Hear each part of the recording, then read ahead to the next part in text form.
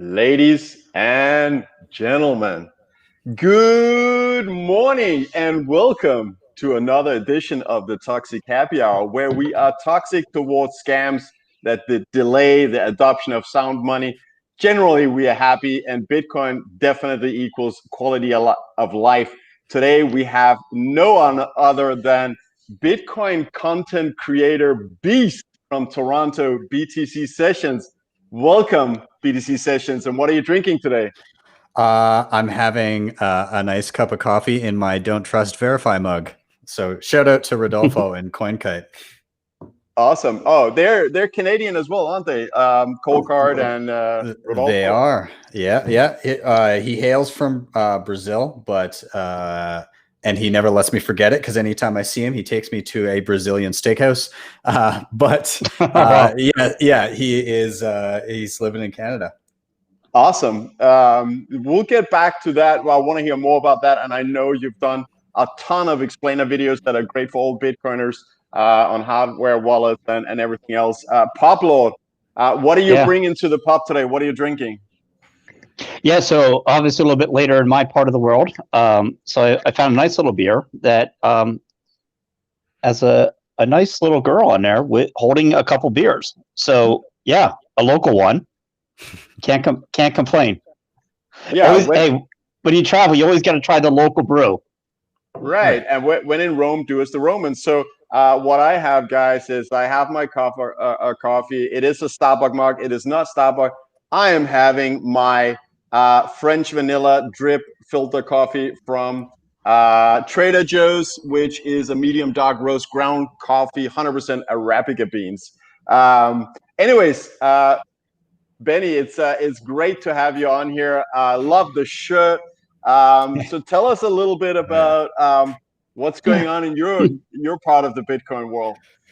I mean, it's I definitely feel that it's an echo of the 2016, 2017 craziness, and the similarities are striking. And so on my end, I'm basically ramping up in preparation for that. So creating more kind of tutorials geared towards newcomers.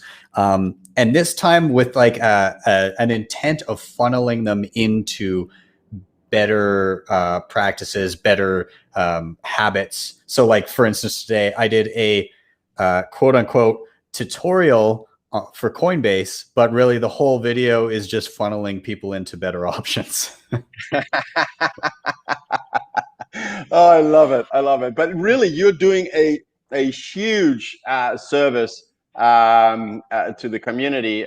There's like, we're all very passionate about Bitcoin, and we're going around and basically, for the sake of our loved ones, try to make them understand that Bitcoin is something that they should be holding. I love the fact that you are creating some of that content that will handheld newbies to make sure they don't lose their coins, they buy at the right place, and all of these things. So it's great to have someone like you that we can refer people to when they want to find out how to use a cold card, etc. So I've got a BTC Sessions Twitter handle beneath in the description, and after the show, also add in the YouTube channel, which I definitely recommend you go and subscribe to and check it out. There's, I mean, honestly, a lot of quality content there. Thanks, man. That's for sure. PUBLORD, any things going on in your world, a part of the Bitcoin world? Anything you've seen on Twitter today that you think are worth discussing? Well, there will be. I will say first and foremost, my first time actually getting to hang out with Ben here, and just a shout because he was one of the early ones. I came in late 2017, but it was a lot of his educational videos that kept me on the straight and narrow, got me just straight onto Bitcoin. So yeah, I owe you a beer because you probably saved me thousands of dollars, my friend. No doubt about it. You got me out of some bad coins for sure. The tough part about making Bitcoin only content in the middle of a bull run is that everybody's looking, going, see, you're wrong. and you're wrong until you're right. And that can take a couple of years. Everybody is always, again, they look at illiquid shitcoins that are pumping to the moon, and they don't realize if the only reason they bought is because the price is going up, they're going to sell when it dumps, and they won't have the conviction to hold them, nor should they, because they're not coming back. Yeah, so my current view is I think it was July 26th was the last time. We've been over 9,000 since then. In April, I remember at 7,000, I just put my entire stimulus check at $7,000 into Bitcoin. I remember since $9,000, this is the longest period aside from that blow off top we had in 2017 and early 2018. Man, I mean, we're running steady. I mean, you talk about being steady. We're at 13,000. Even go down to 12, it seems normal now. It's natural. So that to me is the new way of looking at Bitcoin. We're not going under 10 again for sure. Sorry, at HODL, not to steal your thunder, but I mean, can you imagine it dropping to 12? I mean, the floor is being set for sure.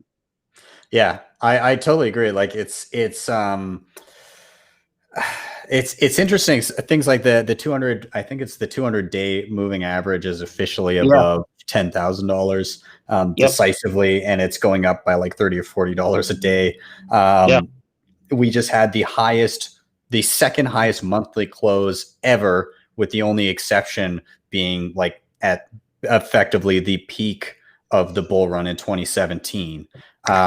It's insane. And it's funny because nowadays you see media coverage of it happening like right now as we like go from 11 to 13, which is like a nothing move in the grand scheme of things. And I can only imagine like what's it going to be like, when we blow past previous all-time highs and we start doubling and tripling, and you start to see the real FOMO of every major publicly held corporation deciding to dump some of their liquid cash reserves into Bitcoin. It's going to get crazy. And I don't know if people are prepared for that, but I guess we'll see. And before I toss it back to you guys, I see the chat here. So I'm seeing like Greg and Cam and BTC Moon Guy and Antonio and everybody saying stuff. So, hey guys, really cool to see everybody over here. I see some nice comments about like a Wasabi video I made. So anyways, love you guys. Yeah, we've got BTC Moon Guy. Well, first of all, I'm glad that you noticed that we have the best chat in this space here. We got some awesome people there that we love hanging out with. It's really a big part of the show here. It's just all the good people we have in the chat. And BTC Moon Guy, I've got a chat from him on the screen. He has never missed an episode. I don't know how he does it.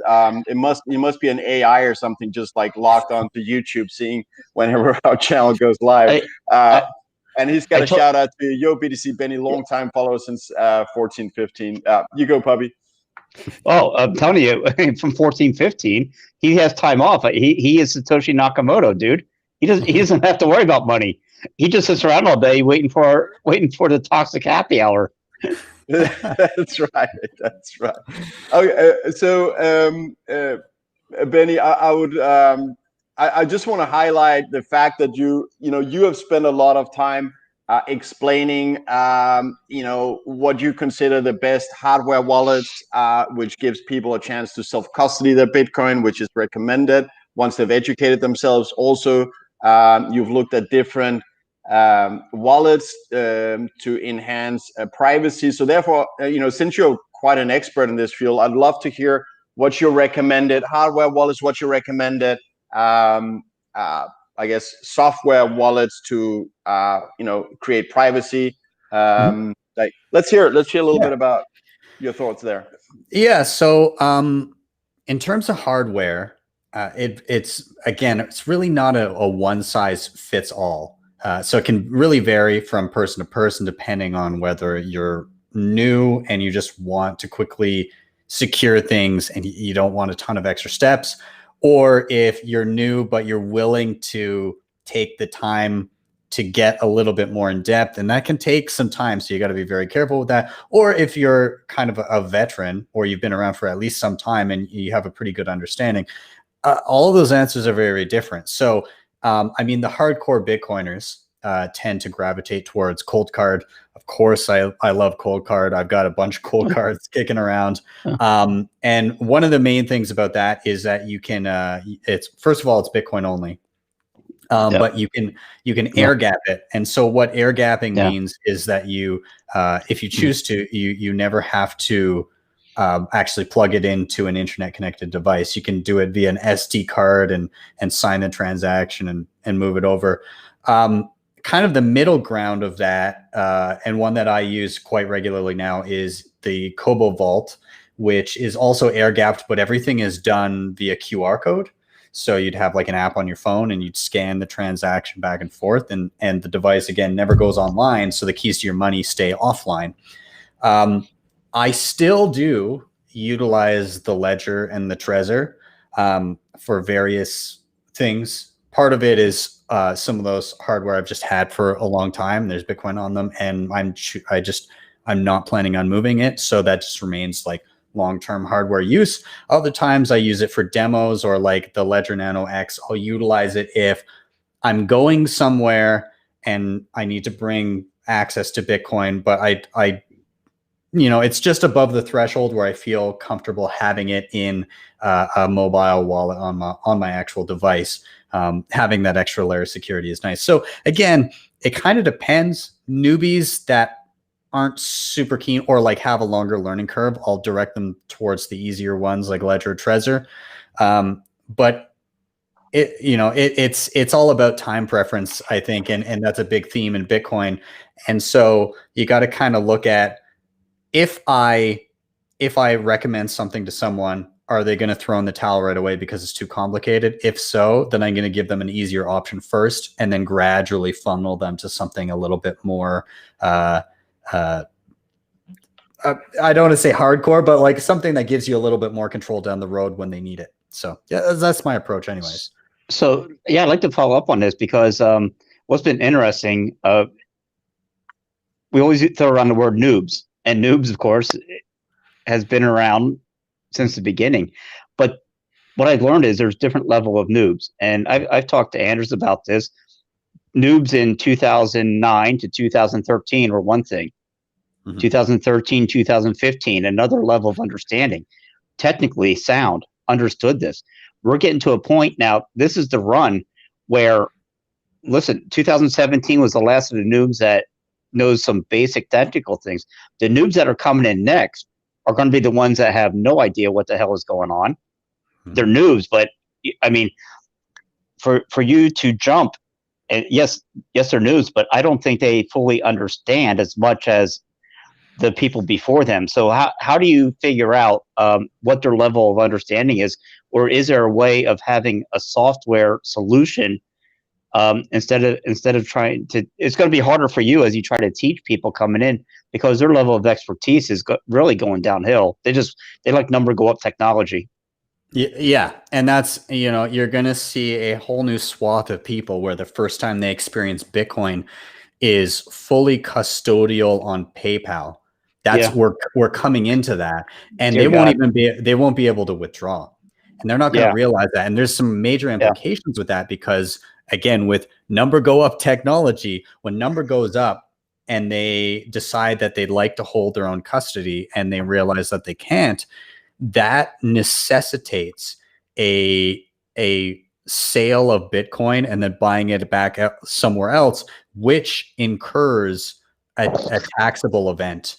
And so the implications of that are very, very stark, and people need to be aware. They won't be, though. There's no way you can catch everybody. And so a little bit of it I see as, stuff is never ready, right? Like there's always going to be an influx of people more than the system can handle. And then the system catches up to it, and the infrastructure catches up to that over time. Sure. The internet was no different. Like I remember getting, oh, great, I've got a smartphone. I can watch YouTube on my phone. except for you'd have to wait like 5-10 minutes for a 5-minute video to load, and you'd be like, oh God. And so, you know, all of these new use cases, all of these new people in coming into the space are going to be utilizing stuff and not realizing how it works. And it will seem inconvenient until all of a sudden it becomes convenient enough. So yeah, I mean, our work is cut out for us, but really all you can do is just try and funnel people the right way, the best you can, and educate the best you can. But I think we get into a situation like for the PayPal thing that I was talking about, where it's kind of like the walled gardens with things like Comcast and AOL back in the day, where you couldn't email somebody on Comcast if you're using AOL. They all had like their closed version of the internet, and gradually people realize, like, why can't I do this thing? It's because there's an open internet out there that you can utilize, but I'm in a walled garden. And then people jumped ship and used other options, or, you know, AOL is forced to kind of open up everything. So it shifts over time. And, you know, I think PayPal eventually will be forced to allow people to withdraw, and things will change, but it'll take time.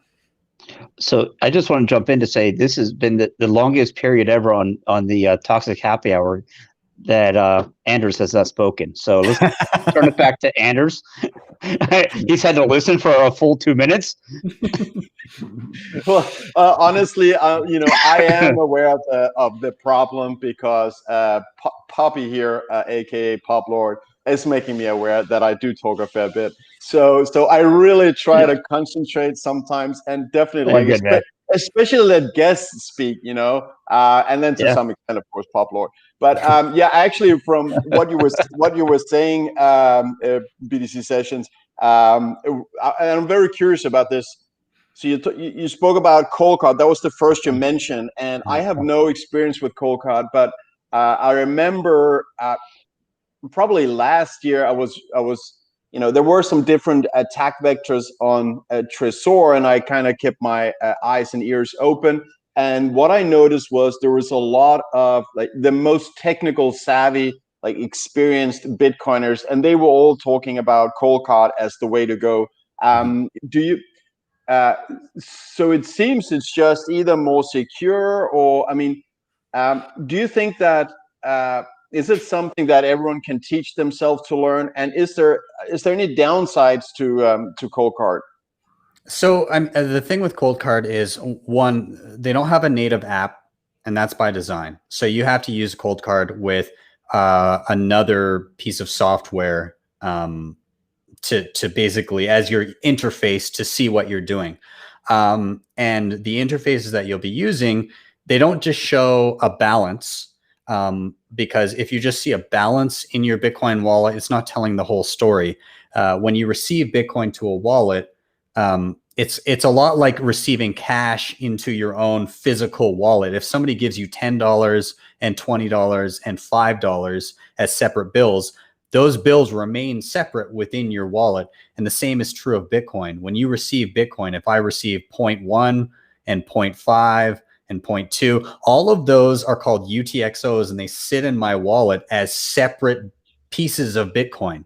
And those are only changed when I go to spend. If I go to spend 0.3, then I need to combine some of those. And it's almost like smelting coins together and creating a new value of coin as you spend it. And so in order to use cold card, you need to utilize a wallet that shows that information. And that can be quite confusing to somebody who's only ever seen just a straight up balance. And so there is a learning curve to be had there if you go the cold card route. Some people are ready for it, or some people are willing to take on that learning curve right off the bat, and some are either not ready or just not willing to make that leap yet. And so, you know, cold card is nice because it's Bitcoin only. Again, you have the air gapping function if you decide, and it also forces you to learn a lot about Bitcoin itself. For those that are unsure, then you can kind of, it's tough because there's definitely trade-offs, but when you're being realistic, the way that you're most likely to lose coins is user error and phishing attacks and giving people your information. It's likely not going to come in the form of an actual hack, at least not by and large. So if somebody's in doubt and they're not technically savvy in general, then I'll funnel them into an easier option. So yeah, again, it really depends. And on top of that, like if you use like a Ledger or Trezor with their native software, eventually you can move over to a wallet that allows you to see all that technical information and just use that from now on. So there is in betweens. Okay, so you're saying what I'm hearing is that put like if any disadvantage with cold card, it's basically that it may be a little bit harder to learn. But as such, there's not like some attack vector downside or anything like that. It's a matter like if you teach yourself cold card, you should really be having close to the best hardware wallet or cold storage. Is that correct? Yeah, I mean, like nothing's perfect. Nothing. No. There's always going to be attack vectors. There have been vulnerabilities with the cold card in the past. Now, those vulnerabilities were, you know, the circumstances that would have led to being able to be compromised were pretty intense. Like it wasn't like a simple, oh, I'm just going to hack your wallet kind of thing. But there are always vulnerabilities. Same with something like a Trezor. A lot of these attack vectors tend to bank on the fact that somebody gets physical access to your device. And so, I mean, you kind of have to weigh that. In general, with any hardware wallet that you're using, assume if somebody gets access to it, there's a ticking clock and you need to move your coins as quickly as possible. Right. You know, a lot of these attacks require specialized equipment, stuff like that. But still, make that assumption. If a wallet ever goes missing, have that backup somewhere and move those coins. That's the best practice.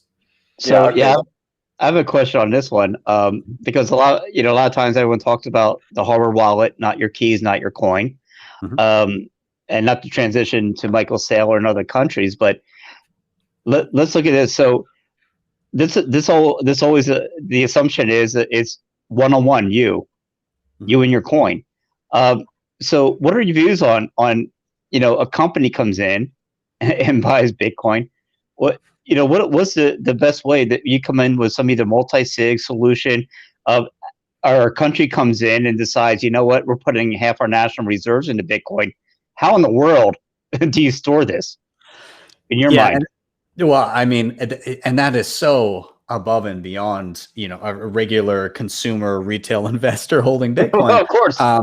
You've got, I guess when it comes to companies and large cash reserves like what Saylor has, sure.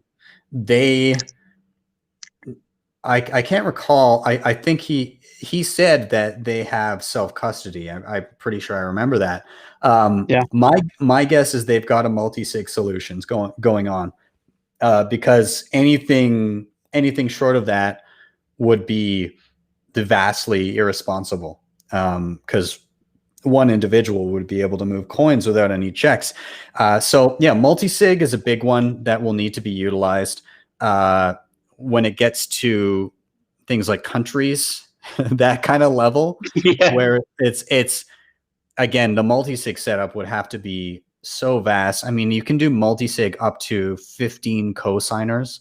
So I suppose you could have branches of government having keys, and then you have like a I don't know, 10 of 15 or so. It depends how you want to set it up. And we all know how well the country's politicians get along, don't we? A multi-sig is easy. yeah, exactly. Sorry. Go ahead. Go ahead.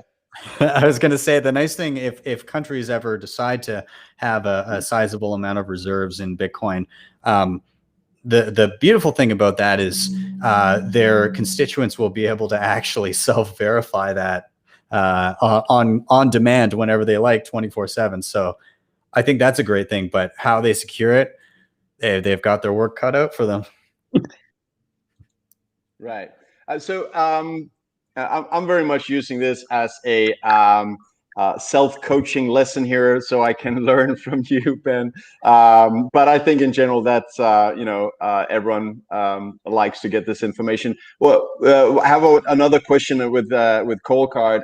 So I know on Trezor you back it up with a seed. How do you back up a Cold Card? Is that the same thing? You have a seed, and also do they use passphrases, or is that irrelevant?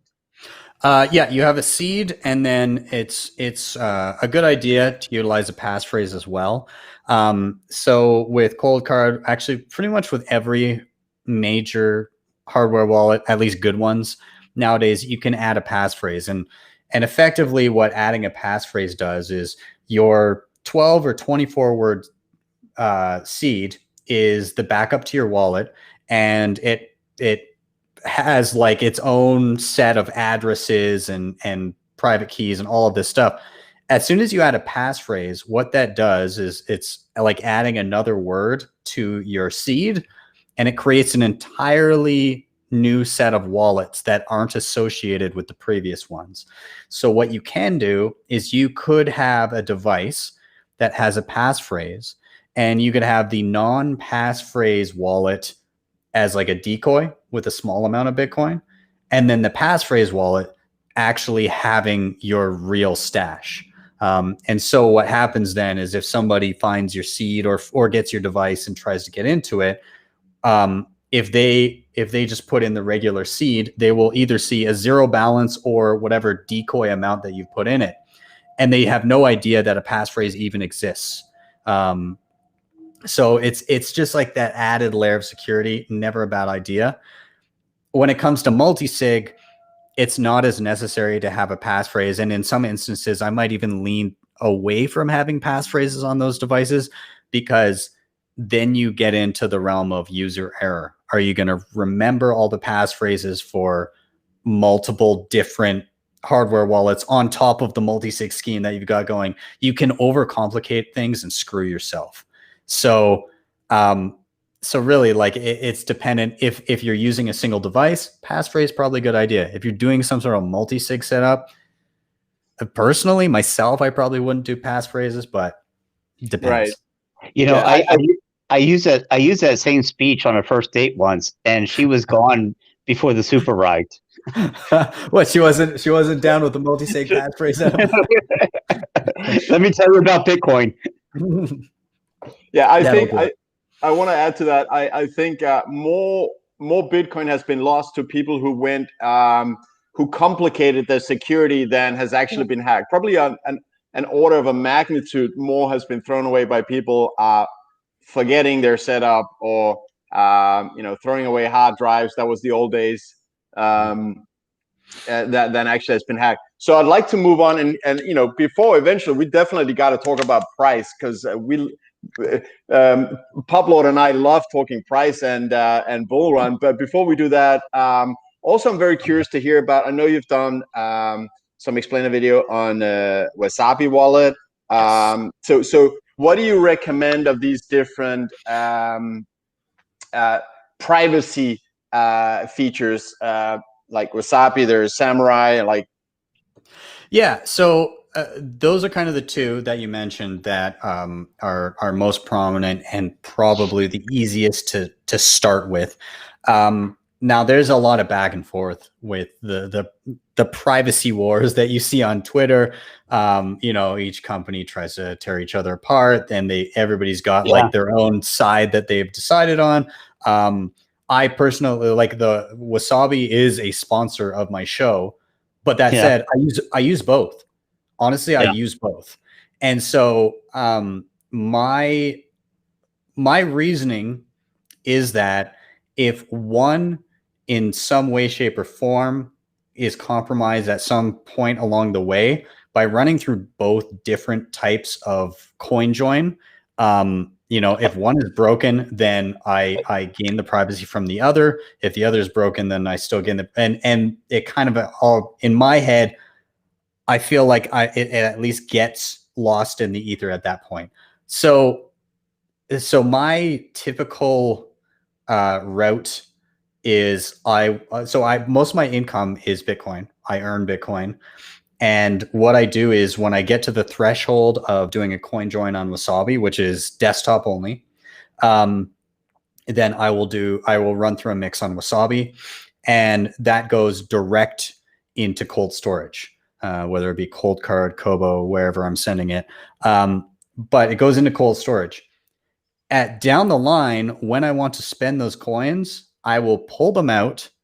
I will probably run a mix through Samurai, and then I will spend from there or sell from there, so that there's as much breaks in the linkages between myself and my coins. So basically, the important thing to know is that at any point down the line, if you do a transaction, if you purchase from any vendor that knows your identification, then not only the money that you spent, but the change that goes back to you and anything that change mingles with will then identify you.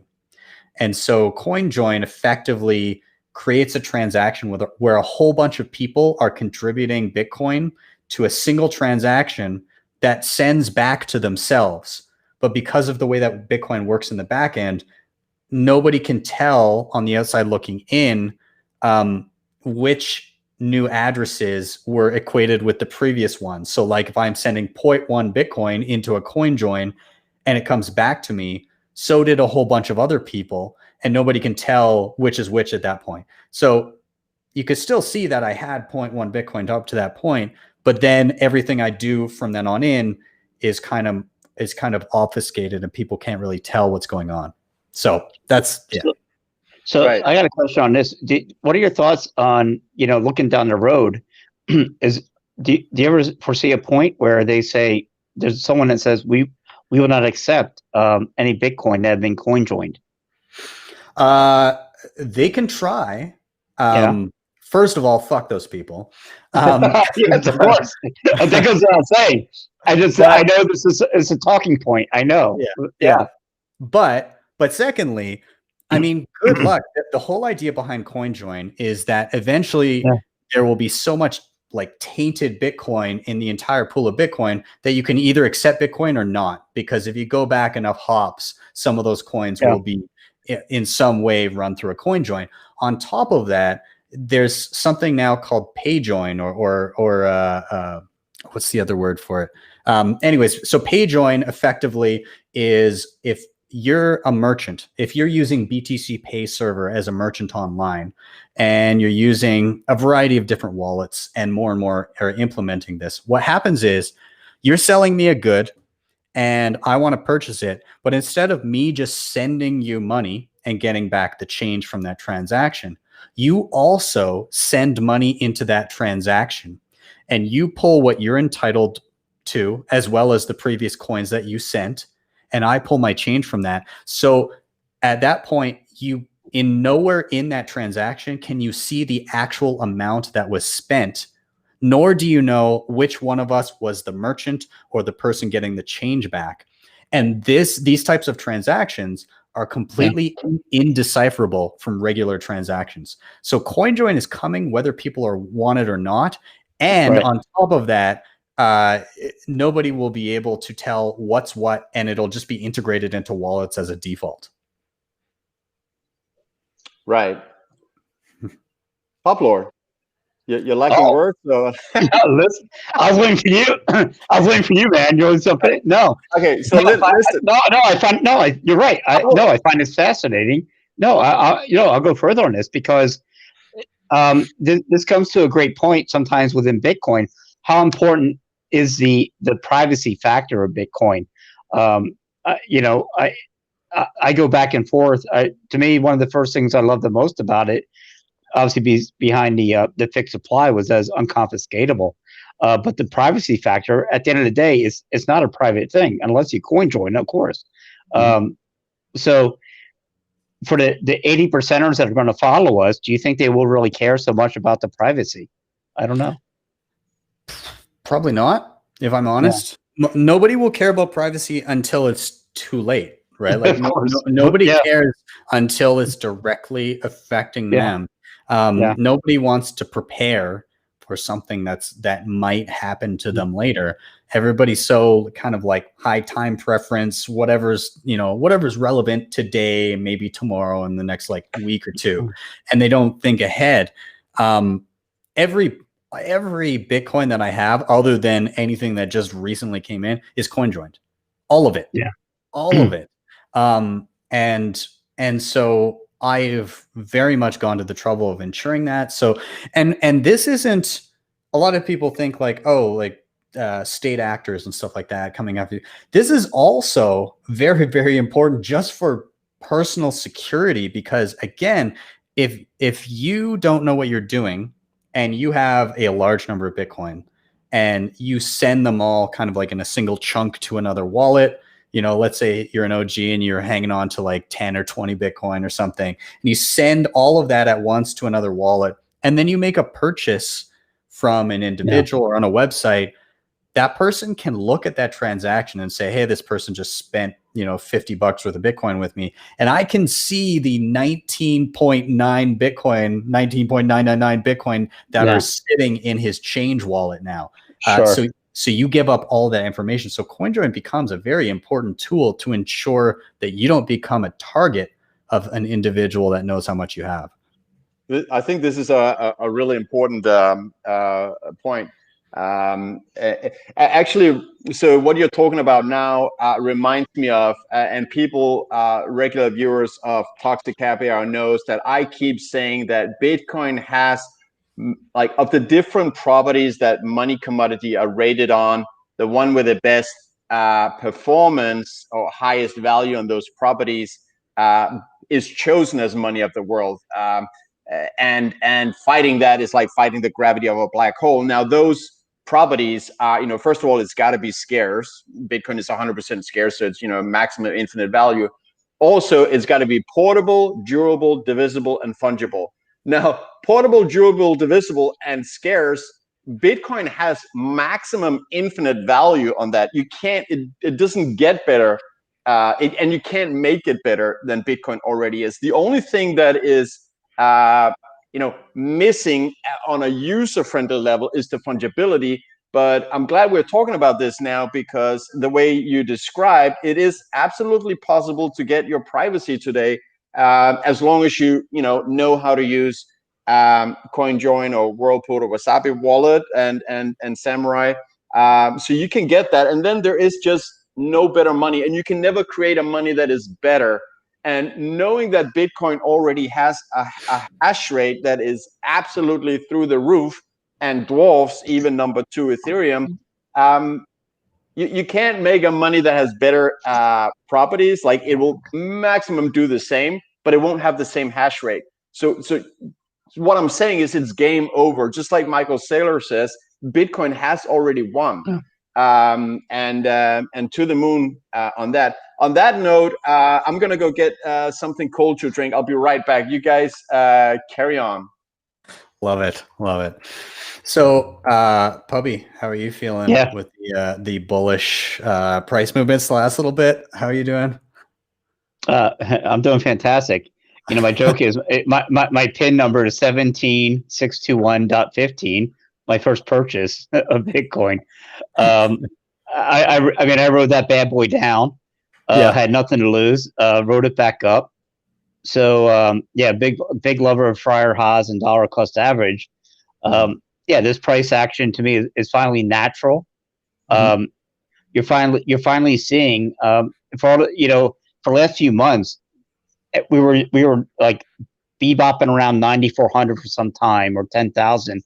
And I think what we found out was that, I was joking earlier about how do we know when companies, how do companies buy on the sly? How do companies buy into Bitcoin without shooting the price up? Michael Saylor, I think, gave us the expert course on how to do it, because it was literally hanging around that for a while. So everyone that was selling at 10,000, guess who was buying your Bitcoin? You just found out. So I'm happy on the price action. I think once we break 14, game over. Because after 14 is 20, and at 20, every other company in the world that has been paying attention and they've been running the numbers for 6 months, they realize they just saw Michael Saylor double his money on a cash reserve in their mind. On a cash reserve that has a built-in policy of losing value. Yes. Sorry, Ben. Not only that, but you have every person since 2017 that said the bubble has popped and that Bitcoin is now just losing and is never going to come back. All of a sudden, all those people for the past 3.5 years are proven wrong. And it's going to happen sooner than we think. Like I would not be surprised if by the end of the year, we see close to, if not like peaking above previous all-time highs. If not, then like beginning of next year. I don't think it's far away. And the explosion of coverage that's going to get on major shows is going to be astounding.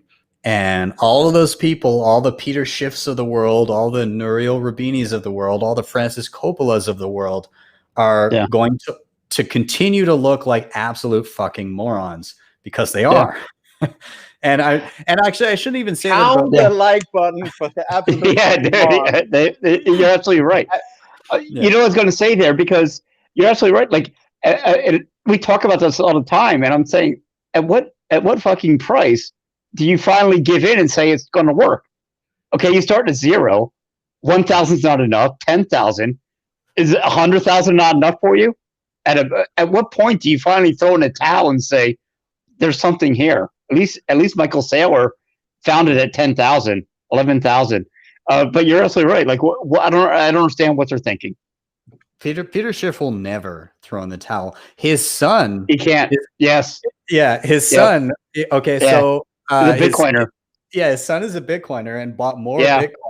And Schiff is like, shitting on him for doing that, but saying that it's his decision.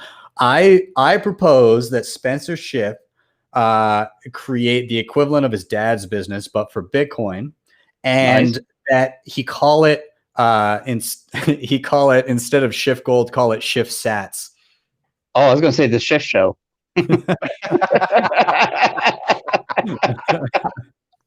I think, Benny, I think you're right. Like, what they got to do as a family to maximize their revenue is one guy focuses on his gold to the gold box. They maximize the revenue from the gold box. And then son focuses on Bitcoin. But hey, let's not forget the real reason why we're together in the Toxic Happy Hour. Cheers to you guys and to the chat out there. Best chat in the space. Cheers, guys. Always.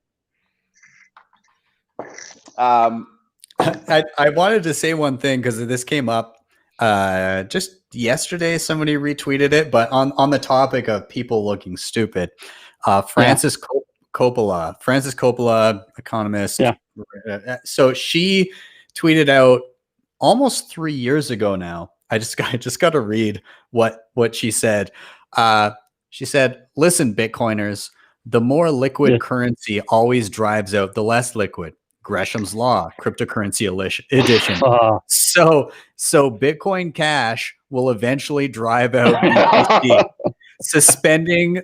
Suspending 2x was a big mistake." And then she went on to say, "I explained in my July post using BTC and Satoshis as examples. I never imagined BTC being disintermediated by its own more liquid clone. But that is what is now happening. And if Bitcoin Cash doesn't do it, then another cryptocurrency will drive out Bitcoin."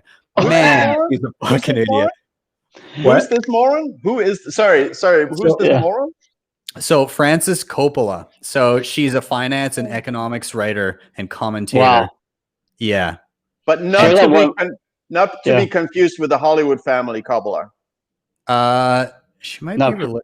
No, maybe not Francis Ford Coppola and family. Yeah, no. Yeah. Okay. Send me that because I can make a meme out of that one for sure if you can send me that.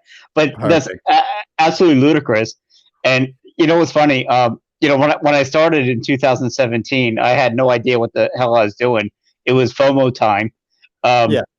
So I go to Coinbase and I say, well, let me get a little bit of each. So I had 25% Bitcoin, 25% Bitcoin Cash, 25% Ethereum, yeah, and 25% of Litecoin. So yeah, Well, but nobody can fault you for that though, because if you're just getting in and I had no idea. Yeah. No idea. I said one of these got to hit. It just shows the destructive power of companies like Coinbase, really instigating people to buy these shit coins.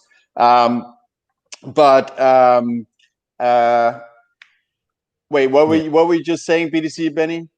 BTC Sessions? I honestly, actually, my Twitter handle used to be BTC Benny. I'm so confused. Yeah. Yeah. Okay. So yeah, no, I remember what I wanted to say. And what you explained, or what Francis is saying, is a very common misunderstanding of Gresham's law, actually, because he explains how. It's a she, by the way. All right. Yeah. Francis, right? Yeah.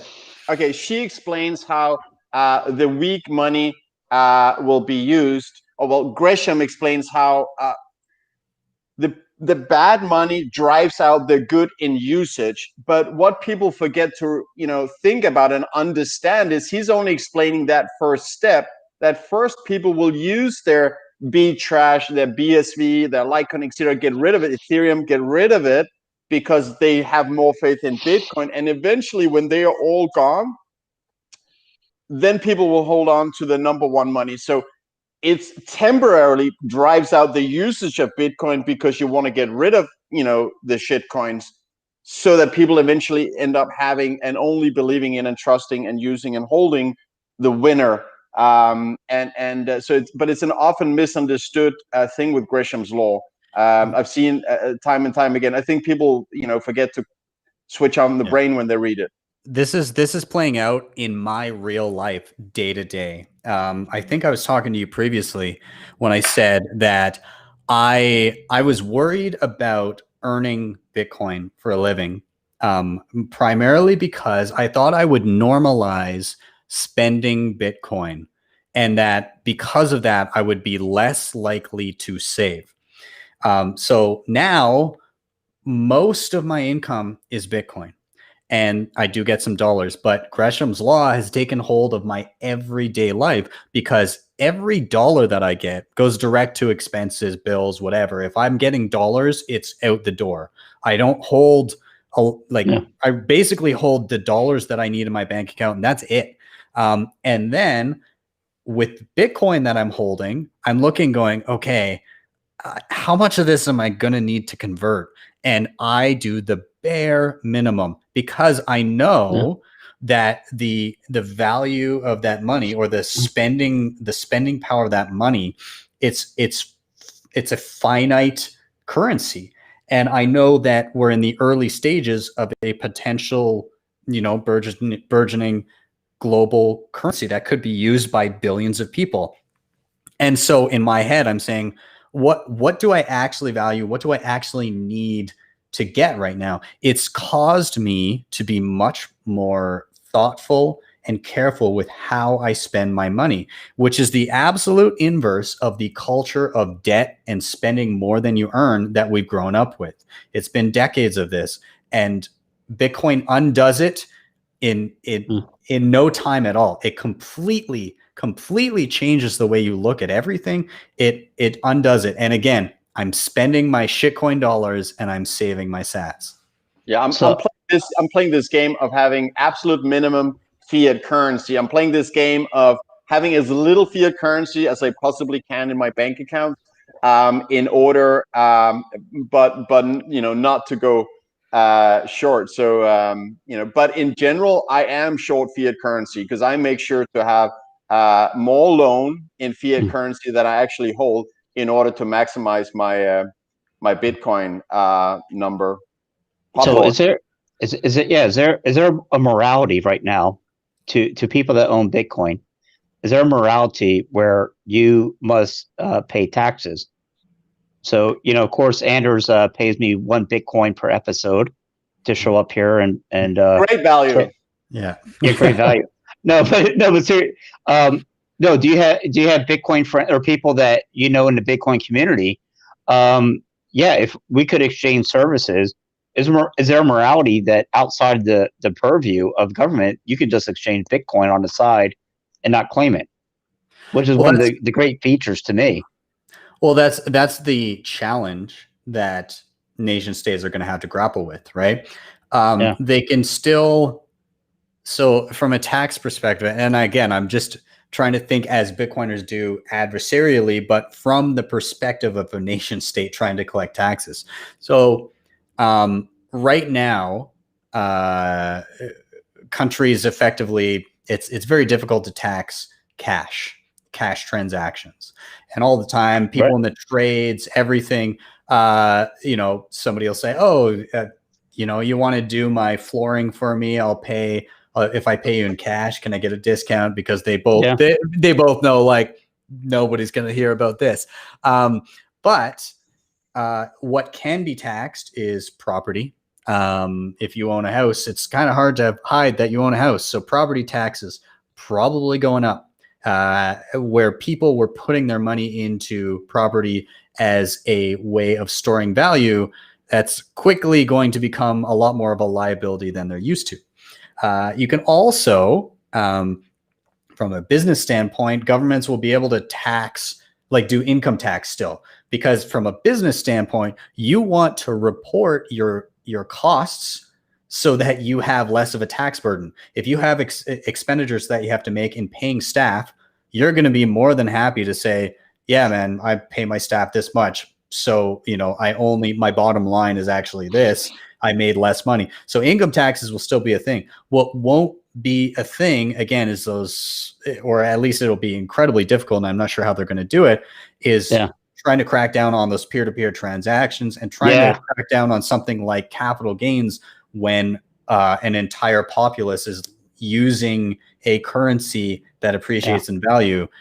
How do you do that, unless yeah, unless you rope people into a central bank digital currency, which you can just, again, inflate at will, or effectively have negative interest rates if somebody doesn't spend it in a set amount of time. My bet is they're going to go down that route, but that'll just expedite the speed at which people can exchange their dollars for Bitcoin. It's a Hey, great on ramp. I want to go on the record to say thank you for the shout out to America by saying going down that route instead of that route. Oh. And that must have been difficult for you. Yeah, I just got to go check on my roof and go see what's going on about the house. A boot. Yes, of course. I think it's Easterners that say a boot. I say Yeah, it's not about. about, yeah.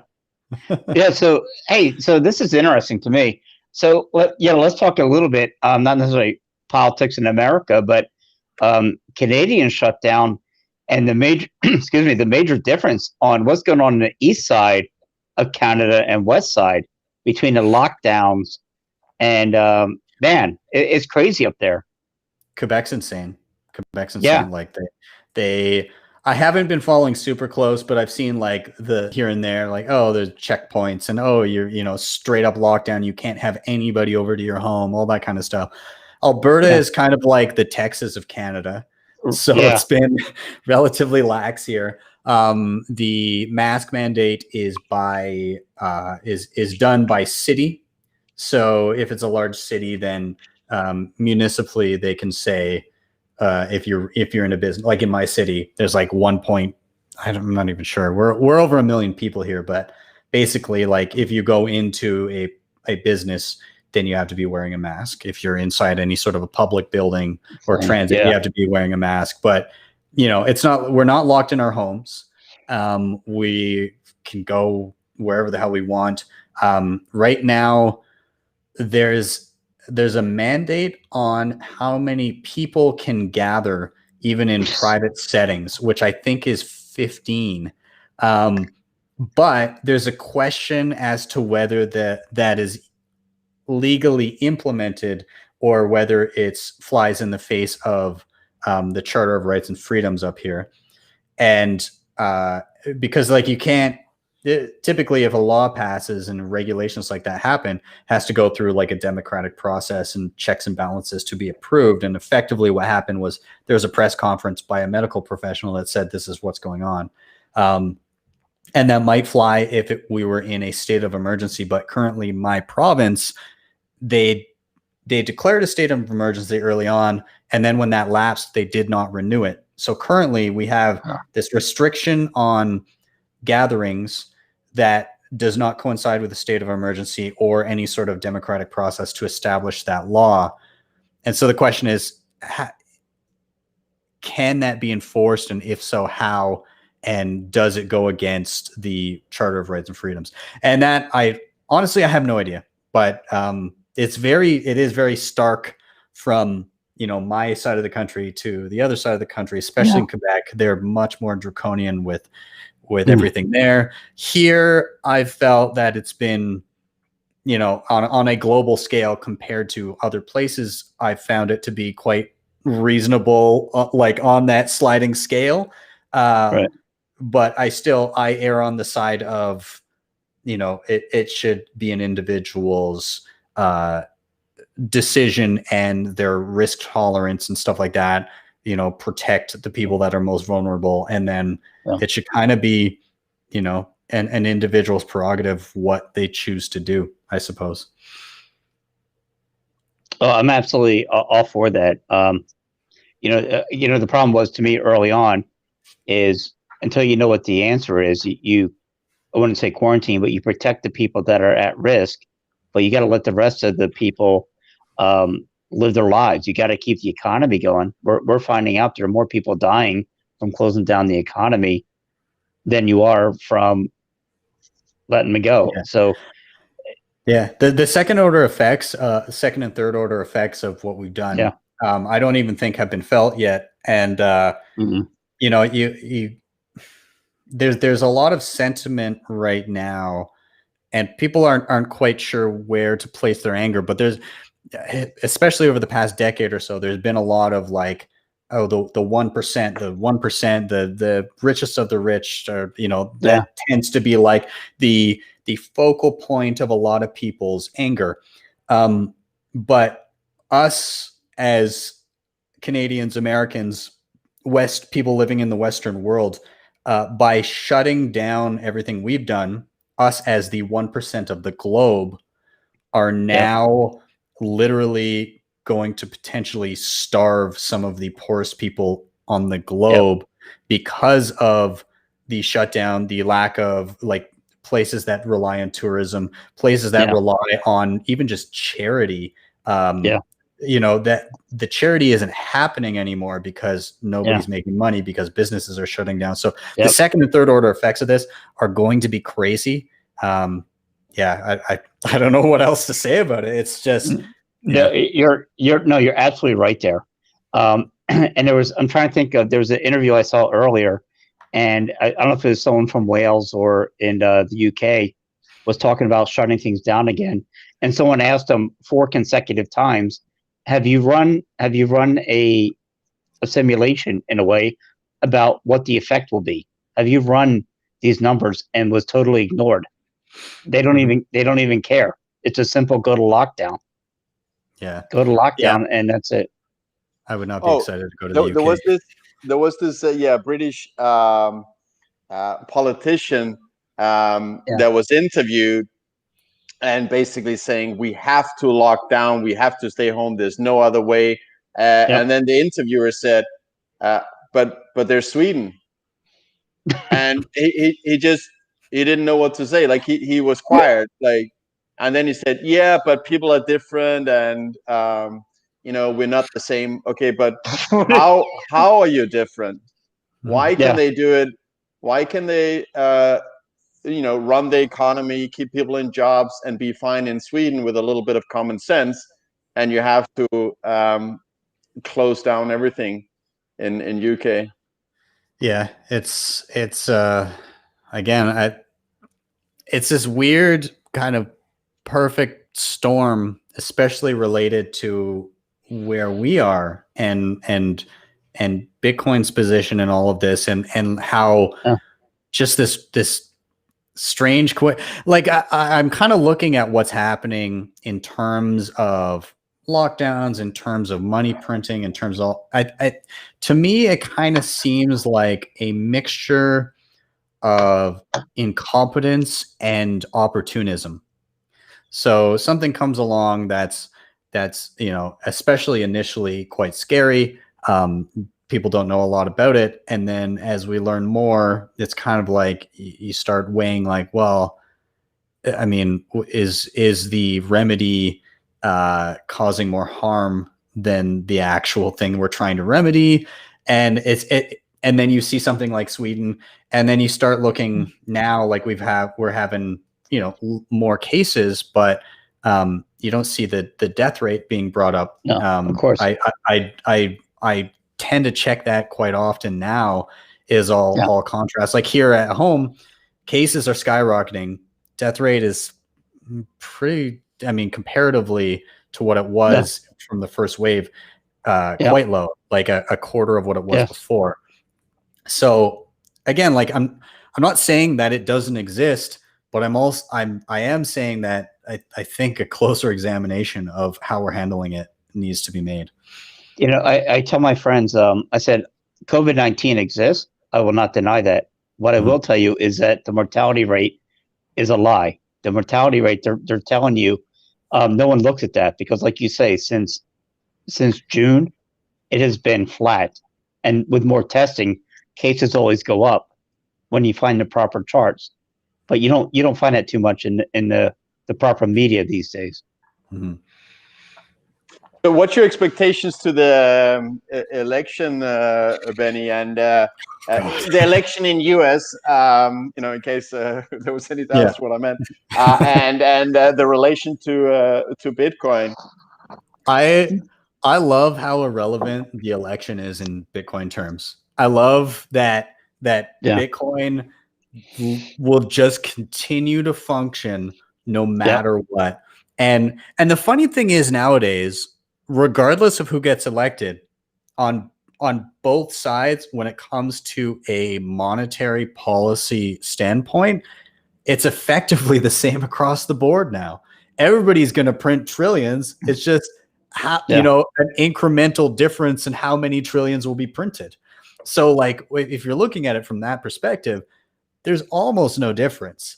I am watching with morbid curiosity.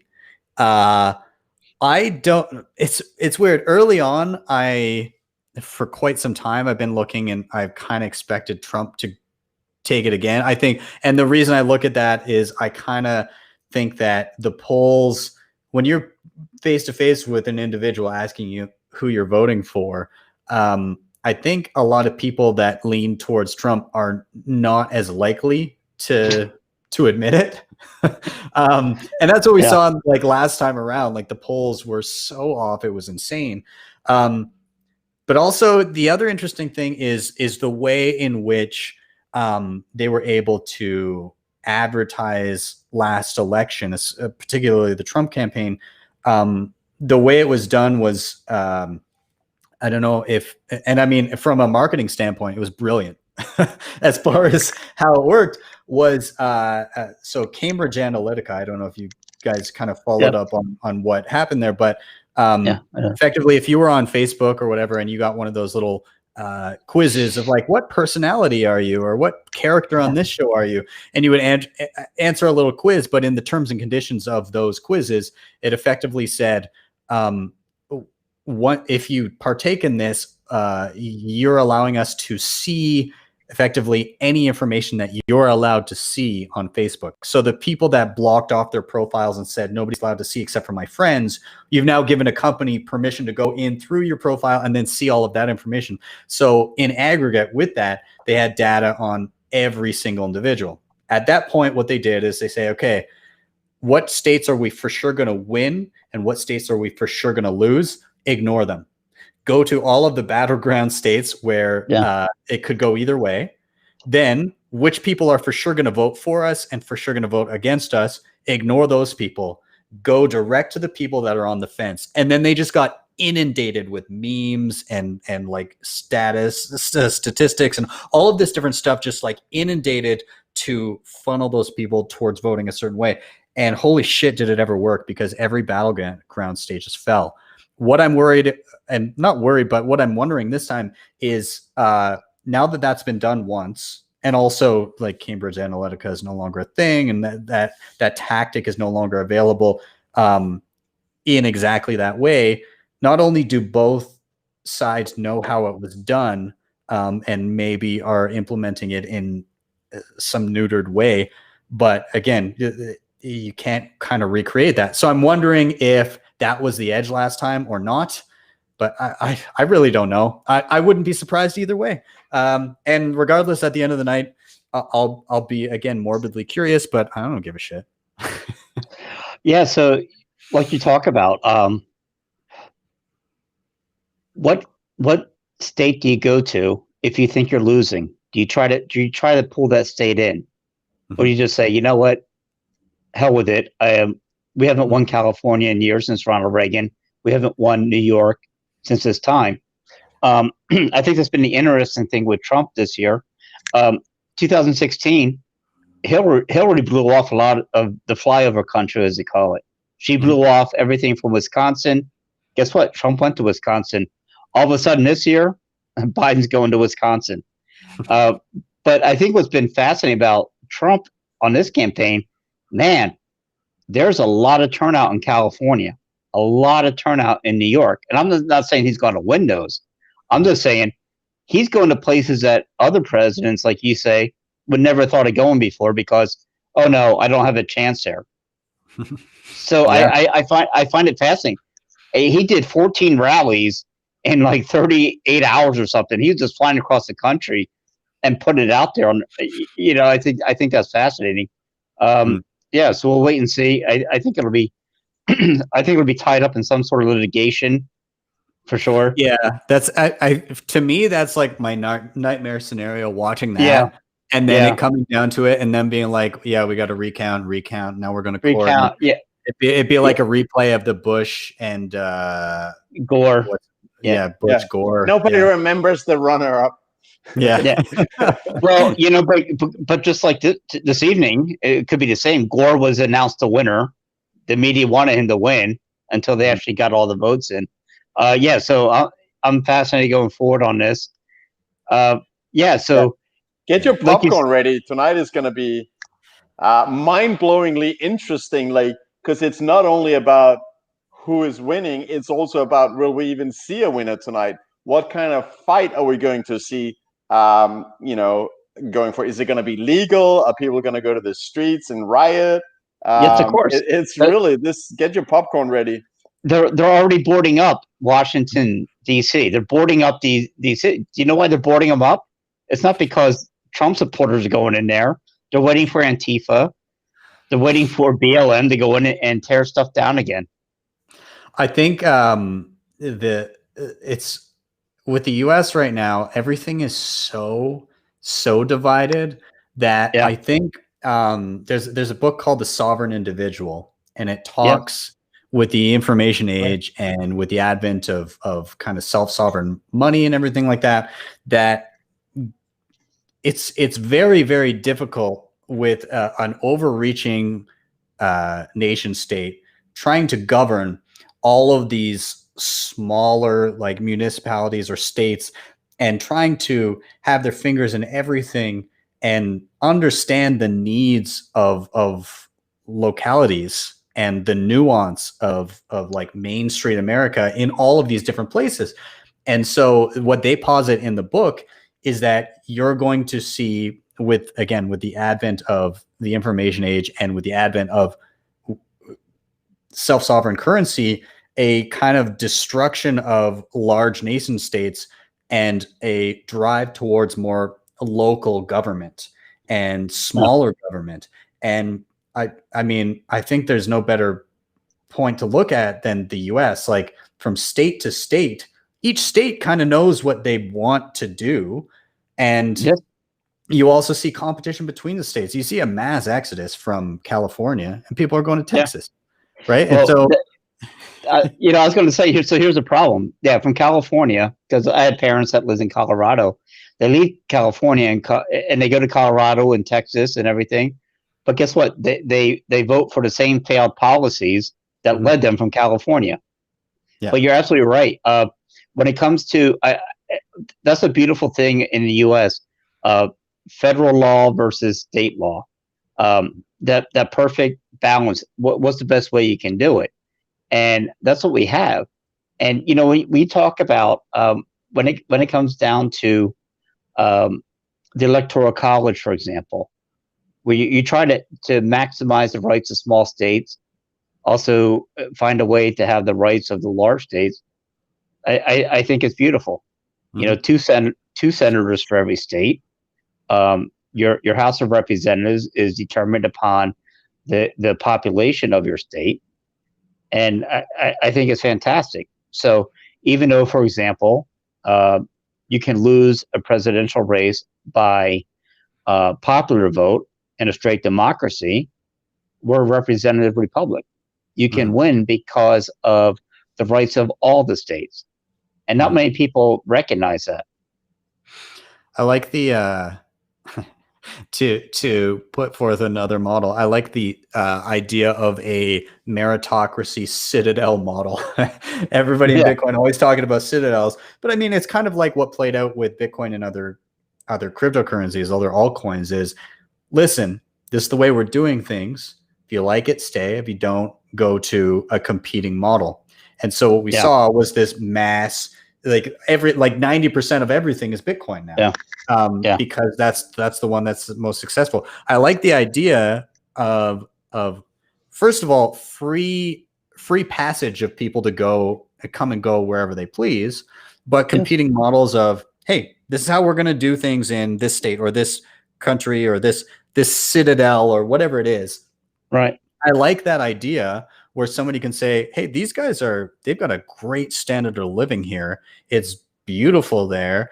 I can go there, get more bang for my buck, pay my dues. It's again, beckoning to the sovereign individual, where they're talking about nation states will actually compete for constituents, where instead of treating them as employees, they treat them as customers. And they say, listen, for your tax dollars or for however you contribute, this is what you can get here. And I think you're going to see a lot more of that. And you're seeing that from, like I said, from California to Texas.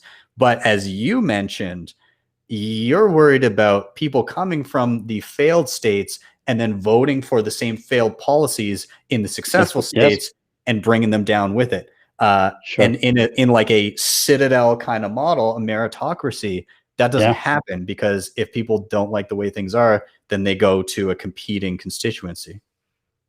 Yeah. So the U.S. in the same example. Imagine trying to take the policies of someone that lives in Florida with someone that lives in California, or someone that lives in Colorado or New York. So, I mean, geographically, so different than one another. The way you would get food, or Florida, for example, you would have to import so much. Up north, you could grow so much.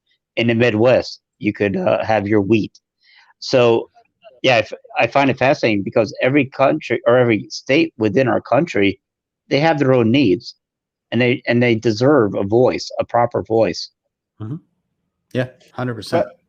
Ben, so what you were saying was, when people move to a new citadel where things are more like they like, and they will enjoy living there, but they can't change it. Well, then, like, how are the rules or the laws determined in the citadel if the people come in and they don't have an influence? I suppose it would depend on from place to place, but again, the market would influence how things are run. Like, perhaps there would be an elected body that literally just has to carry out the will of the market. But if you start losing constituents, then you maybe have to re-examine how you're doing things.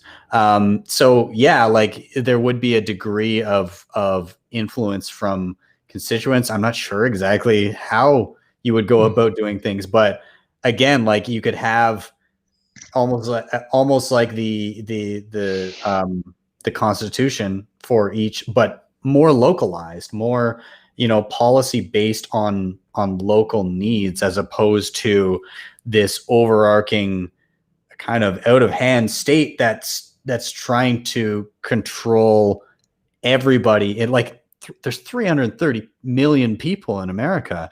To think that a single governing body can truly address the needs of all of those different ways of life is pretty I don't know. I just Naive. yeah it's You, you know, it's interesting about this because, like I said, we're a representative republic, not a straight democracy. And people will point towards 2016 of a straight 1-to-1 ratio of a Democratic vote of Hillary Clinton winning. What they don't tell you is if you remove the state of California, one state you remove, she loses the popular vote. Or if you remove New York, she loses the popular vote. And not many people realize this. And that's the brilliance of what the founding fathers had here, was you don't have one state that can override the rights of 49 others. Yeah.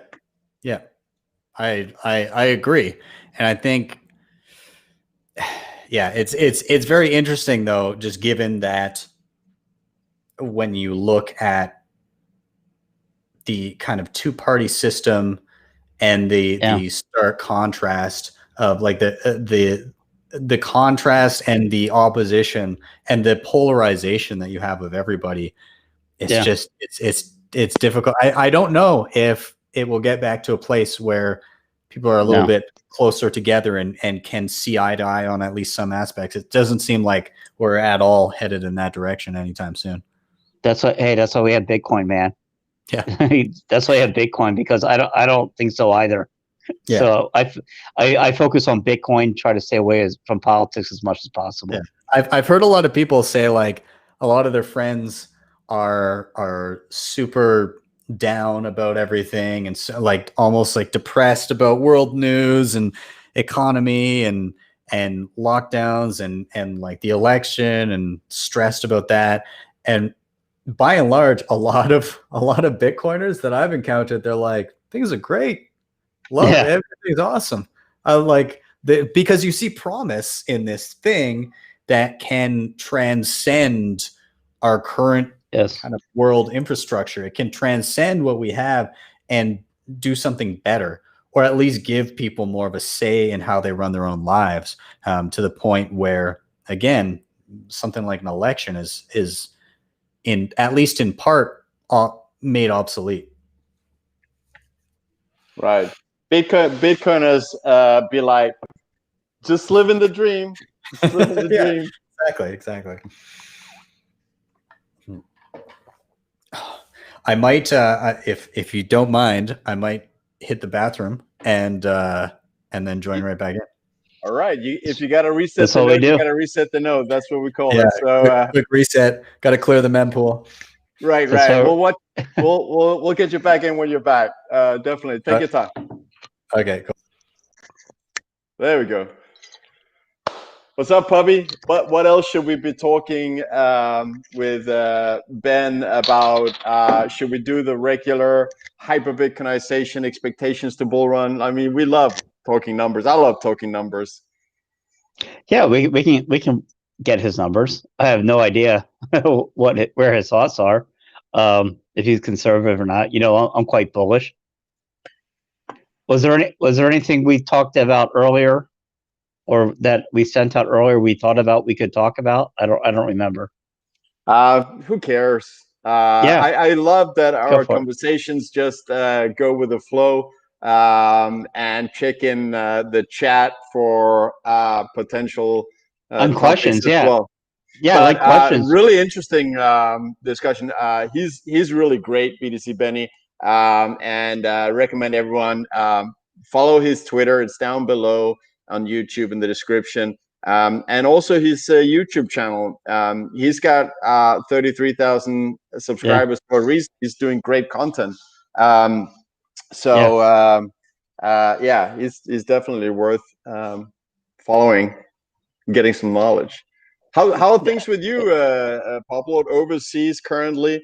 How's the whole work-life balance going on? Going good. Finishing up here, heading back to the US soon. But yeah, can't complain. It's a big, wide, fantastic world. Just happy to be a part of it. Right? We're just living the dream. George has come up with another great meme. Instead of resetting the note, it is clearing the mempool. I like that one. Oh, yeah. Oh, as Greg says, HODL the shaft. So a question from MG Smith 4. This is for you, Puppy. Any new beers you've discovered on this trip that we should know about? So yeah, the local ones here, they're lighter than I usually like the darker ones. What one here is called Peja, Peja, which was interesting. Peja and wait, I think there's one more. Hang on, let me check. Or is that the? Oh no, that's a German one in there.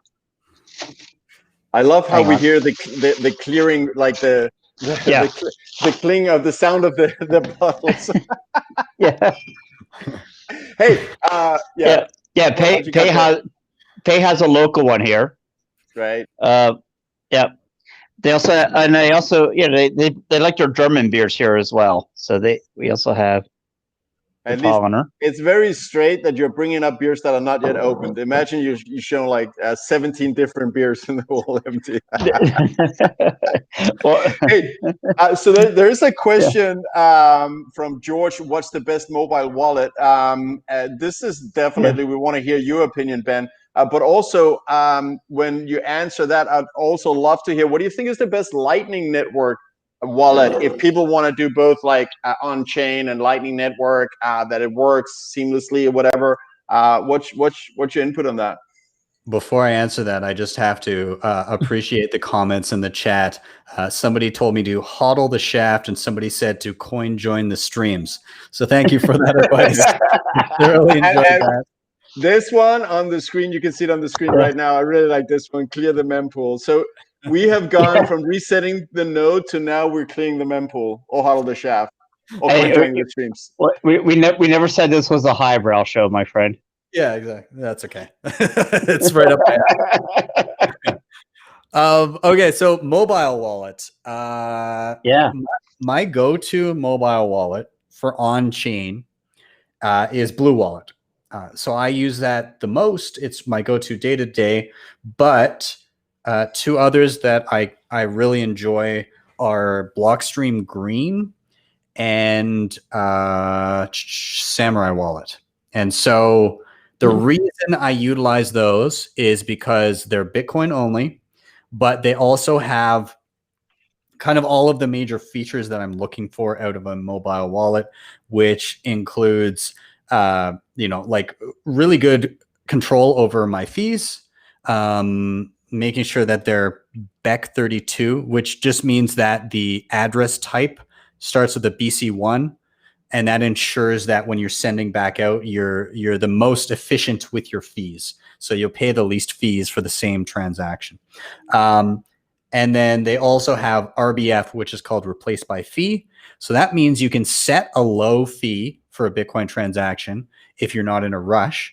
And then if you find it's not clearing quickly enough and all of a sudden you're in a bit more of a rush, you can actually bump up the fee to get that cleared quicker. So little features like that I find incredibly useful, and those Bitcoin only wallets, they focus on implementing stuff like that.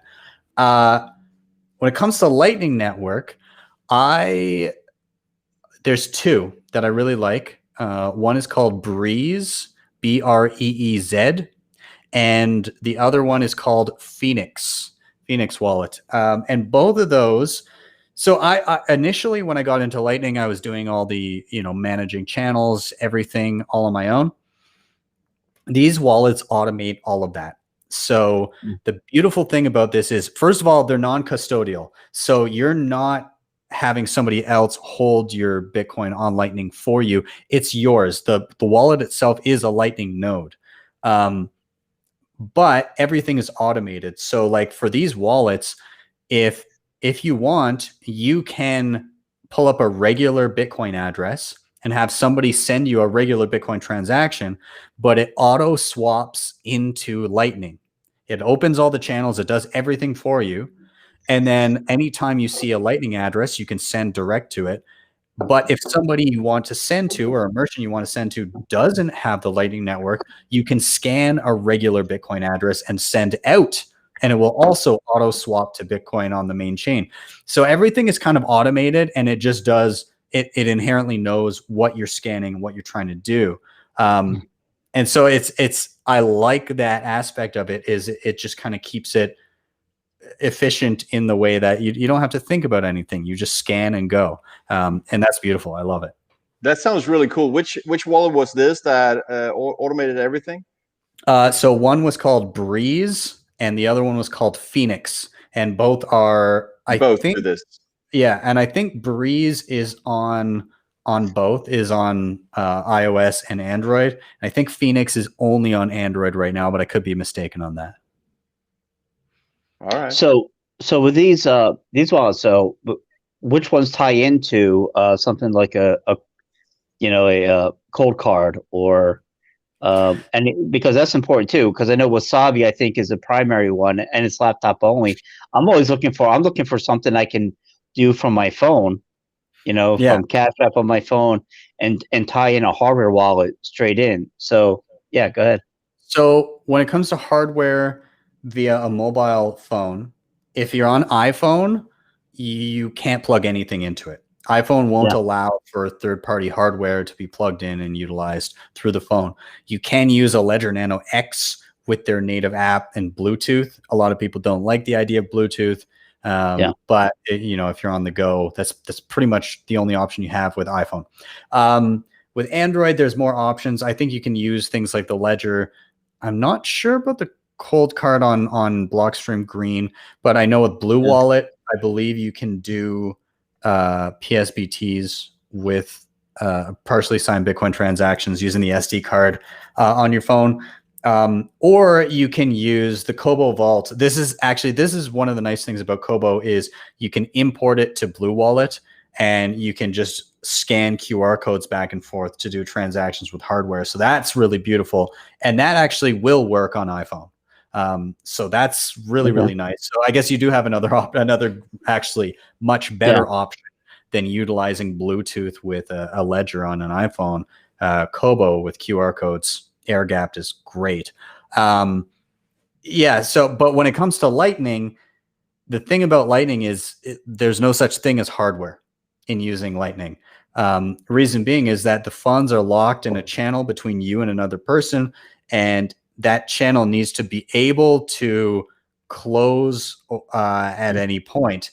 And so therefore it can't be locked within a hardware wallet. At least my understanding of it is that cannot happen. I'm curious what will come up in terms of security for Lightning Network over time. But for right now, it's just kind of, you got to sit your funds in Lightning and hope that there's not vulnerabilities, which there is sure to be over time. So if you're using Lightning, just have your spending cash there, but don't park a large meaningful amount of your holdings into Lightning. Right. Is there, Benny, watchtowers? I remember they spoke about that watchtowers were going to be implemented to avoid someone trying to close out, the channel and taking your holdings. Is that now implemented, and you don't have to worry about that? Is that all wallets using watchtowers? I don't know if you know if that's a good question. So it's not at least last I checked, it's not everywhere. But the thing is that you don't really know when and where watchtowers are implemented. So the idea is that, so I guess I should step back a little bit. So the way that Lightning works is you have a certain amount of Bitcoin locked between you and another person. And all Lightning is doing is you're kind of agreeing on a contract between the two of you saying who gets how much of that locked up Bitcoin sitting in between you and the other individual. So let's say I locked up 1 Bitcoin between myself and you in a channel, and we transact with each other thousands of times if we wanted, millions of times if we really wanted. And at the end of the day, I'm supposed to be receiving 0.3 Bitcoin, and you're supposed to be receiving 0.7. That's nice of you. Yeah, right. Well, you had excellent services. You gave me some great beer, so I owe you a fair amount. But so what would happen is at the end, when we're done with that and we want to close the channel, we take that final state of you getting 0.7 and me getting 0.3, and that gets broadcast as like a closing transaction to the Bitcoin network. It's a transaction that's on the ledger. But what could happen feasibly is if you're offline and unbeknownst to you, I say, well, I'm gonna take a previous contract at which point I had more of that Bitcoin. Maybe it was split half and half. I could try to close the channel based on that previous state, based on that previous kind of allocation of Bitcoin. What a watchtower does is it looks for somebody attempting to broadcast a previous state of a channel, and if they do so, it actually forfeits all the Bitcoin to the opposite channel. And so there's an actual possibility of you losing your Bitcoin in trying to be malicious. And so that's the idea of watchtowers. And so when watchtowers get relatively widely implemented, the potential downside of doing something like that could be quite stark. So yeah, they're not everywhere, but they will help. And I think, if I'm not mistaken, they might be rolling out things like watchtowers to things like MyNode, maybe Umbrel eventually. Some of these like full node implementations that have software built on top of them. So we'll see. So to make sure that your funds are secured by Watchtower, is there a specific Lightning node you have, Lightning wallet you have to use, or should you use a node that has it built in? Like, do you need to use a Lightning Network node to have that security of the Watchtower, or can it be outsourced? If you're using Lightning Network non-custodially, you are already running a Lightning node. So like Breeze Wallet and Phoenix Wallet run a Lightning node on your phone. The only instance that you're not running a Lightning node is if you're using a custodial service. So something like Wallet of Satoshi. Yeah, even Blue Wallet, it does allow you to utilize Lightning, but by default, it's custodial unless you connect to your own node and manage your own channels, which can be complicated. Honestly, like as far as Lightning Network security, it's even like concerning watchtowers, it's kind of out of the scope of my area of expertise so far. I haven't dove into that. I don't think it would be easy for somebody to even attempt to do. So my best advice right now is only stick money on Lightning Network that potentially, like if you lost it, you wouldn't be screwed, right? So like put some spending cash on there. For me, it's a way to mitigate fees. If I want a few $100 worth of spending money, then I'll do a single transaction into something like Breeze Wallet, and whatever I pay in Bitcoin fees to do that, even if it's a high fee and I'm paying like $5-10, that could potentially then be socialized across thousands of transactions. So then it becomes like a negligible fee in aggregate when it comes to everything that I'm doing. So yeah, I mean, again, just be careful. Don't put too much money in Lightning because it's still quite new, even though it's a couple years old. Yeah, I was asking Starkness, what's her name, Elizabeth Stark, about, so like, is Lightning Network out of beta? Are we good to go now? And her comment was, it's always under development. It's still under development, and even Bitcoin itself is still under development. So don't even think that something is 100%. Nothing is final. There's always areas of improvement, and you can't throw 100% trust on it. So there's a question from MG Smith. I don't know if you know about this, Ben. Any concerns Kobo is based in Hong Kong? Is that any concern of yours? Not particularly. So reason being is as far as the firmware itself is open source, so you can audit that. So you can have eyeballs on the code, ensuring that it does what it promises to do. With anything that has a secure element, which is Cold Card, Ledger, Kobo, the secure element is what keeps your seed hidden and safe if somebody gets physical access to the device. All of that is like you sign an NDA, you can't see into the software. It's all closed source, but that's just the nature of secure elements. Trezor does not have a secure element, but that's a trade-off that they've made to make sure everything is fully open source. So in terms of where it's located, where it's put together, not particularly, at least not for me. And also, furthermore, the app that I use with Kobo, I like using it with Blue Wallet, and I like using it with a variety of different things on my computer. Different hardware wallets, Wasabi, things like that, or different software wallets like Wasabi and Blue.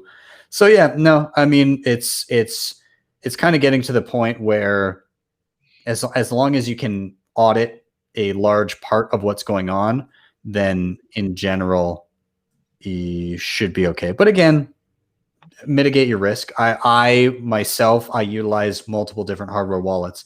If you really are concerned with something like that, then maybe it's time to look into multi-sig and use different devices, because then that one device itself doesn't have the ability to spend your funds. You need multiple.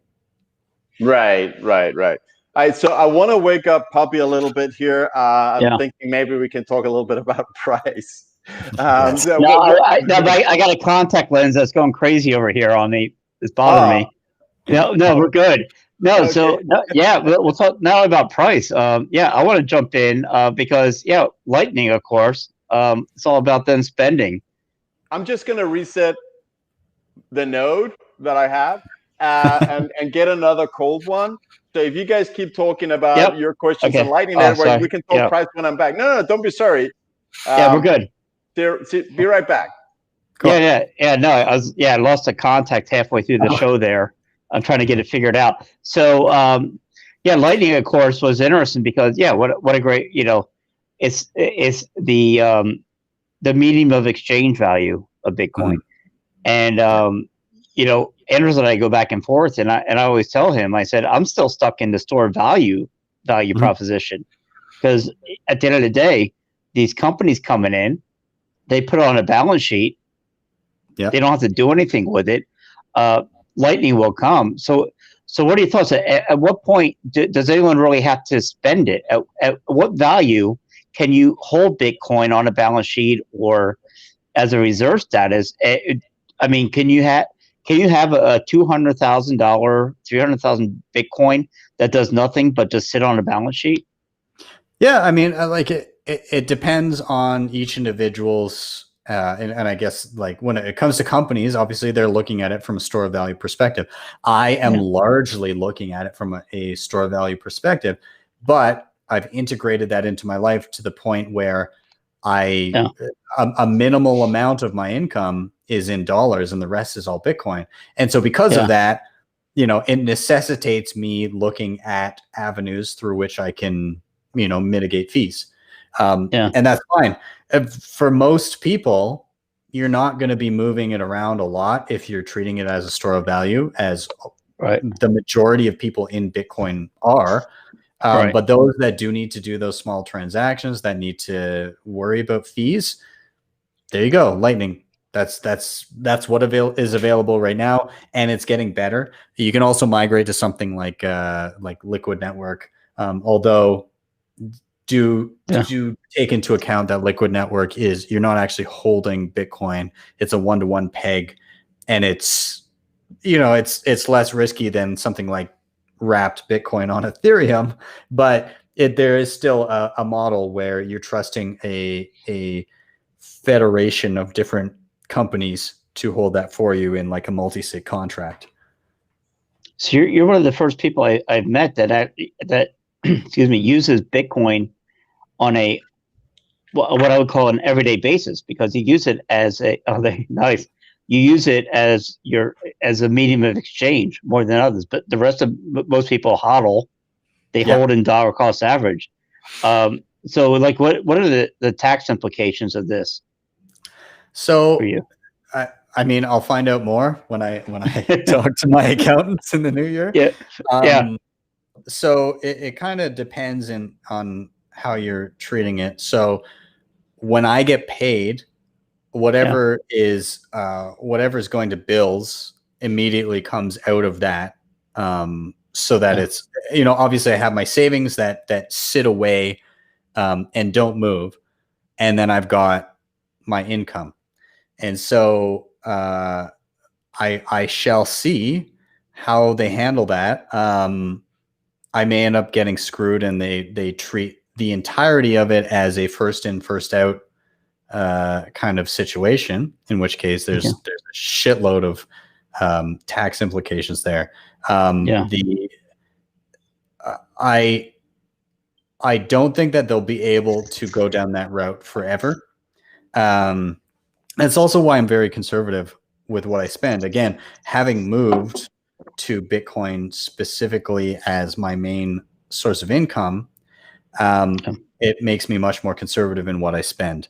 And so I think it'll be like, for me, it'll likely be a net positive regardless of how it gets handled. But I could be mistaken, but I do believe there is an instance where you can treat something as income and then also have like treat certain things as like instant barter transactions, or treat it as income at the time, and then actually have a specified separated savings. So I'll let you know how screwed I get in the new year. Well, you're definitely coming back on if you like. We'd love to have you back on. This is a great coaching sessions for us to learn about wallets and privacy and hardware, everything. What's your expectations for this bull run? Well, my shirt is partially in line with that. Honestly, it seems a lot. Yeah, exactly. I think that he won't be far off. Now, whether or not his equations are the main reason for that, I don't know. I think that he may have found a way, plan B, may have found a way to, for a short period of time, actually quantify and measure the behavior of people as they FOMO into something. That could be what's going on here, or maybe the model breaks down. Who knows? But I made a video back in early 2018 where I effectively walked through what I thought the price was going to do for like 3 years, like all the way to next year. So far, it's been pretty good. And you saw the bear market early 2018. You believe that we had passed a top. Yeah. I early 2018, I said that this year is probably going to suck. I could see us dropping down to 3K, which we did. Wow. I was there. Thanks. Yeah. Oh, did you see that video when I put it up? No, I saw the video, but yeah, at 3,400, after you start at 17,000, at 3,400, I'm buying everything. Oh yeah, exactly. Yeah. I basically kind of outlined what I thought might happen, and again, I was kind of looking at what happened in 2013, post halving, and then bear market, and then I looked at what happened through 2017, and I kind of just said, I mean, it won't be exactly the same, but history will probably rhyme and be somewhat close. And so I said, based on how far it fell in 2013, I guess it'll probably drop to around 3K. And it basically did. It was like 31 something. And then I said, and I tried to be conservative on the upside, but I said 100,000, I think, but possibly multiples of that. And that was my guess. Yeah. And I made that in 2018. Things Wow. that I missed. I didn't expect the mid 2019 pump. No. So there was the 13K pump. I think a lot of that was there was like there's a Ponzi scheme in Asia that was going on, and there's a lot of buying there. So obviously I didn't foresee that, and I obviously didn't foresee the drop to 4K in like earlier this year that came out of nowhere. Obviously, I didn't have a crystal ball to see that there would be a global pandemic and we would print trillions of dollars either. But in general, the price guesses that I had have held up pretty well so far. So let's just cross our fingers and hope that the last part of that prediction comes through. Because then I'll look like fucking Nostradamus. Yeah, no, did you super. No, I was just gonna say, did you foresee a company like MicroStrategy coming in and putting it on the books? Oh no, I don't think I speculated even close on any of that. I honestly, I don't think I really thought about who would be buying. I know a lot of people were talking about like nation states doing that. I think we're still a ways out from that. I think now, kind of from what I've seen gradually, I think this rally and this bull market will be driven by a combination of a larger retail FOMO, but then also a big FOMO from public and privately owned companies putting their reserves into that. So I think this will be like the treasury run, but I think you extrapolate out to the next epoch of Bitcoin. I think it goes from companies to then nation states. I think that's the trajectory. So 5 years out from now, I'm guessing that we actually see at first maybe smaller nation states buying and putting small fractions of the reserves into Bitcoin. And I think if we see that, that's the point where that's straight up hyper Bitcoinization. That's where the like Plan B's model, that's where things like the 4-year cycle, where that shit starts to break down. Because when you have nation states moving into it, it'll be pretty widely known if the 4-year cycle continues, and then that'll start to diminish. And you'll have people that are kind of long and short-term thinkers that still allow for that ebb and flow, but I don't think it'll ever be the same after you have nation states buying in. So is that part of the? Sorry, my camera is. I'm swapping the battery, but talk. I can hear you. All right, we can hear you. I just want to say, first off, super impressive that early 18 you foresaw the bear market. It just goes to show that you had seen the whole thing one time before and knew that that there is a pattern. It makes me think, seeing companies coming in now, because all of us were thinking about when nation states. I think most Bitcoiners, including myself, were thinking, all right, it's private people are using Bitcoin to store value, to hedge against money inflation, and then we thought that nation states, which is really as big as it can get, was the next step. I think we most of us forgot that there is something in between the private individual, the private companies, and then you have the nation states. So that's probably what we're going to see in this bull run is a lot of private companies, more private companies starting to do what MicroStrategy has done. It's still very, very little from companies we've seen, also, I think we've seen a little bit of nation state holding. You see, as far as I understand, Iran is, they're mining on a government level, and they're using, really using the features of Bitcoin as sovereign money, because this is the way they can circumvent sanctions. And I believe it's the same in Venezuela. So, it really is a need from, I think, everyone that makes them start using Bitcoin, either us wanting to hedge against constantly diluting fiat currency, and then nation states wanting to be able to trade as they wish, circumvent sanctions. Bitcoin allows for all of it.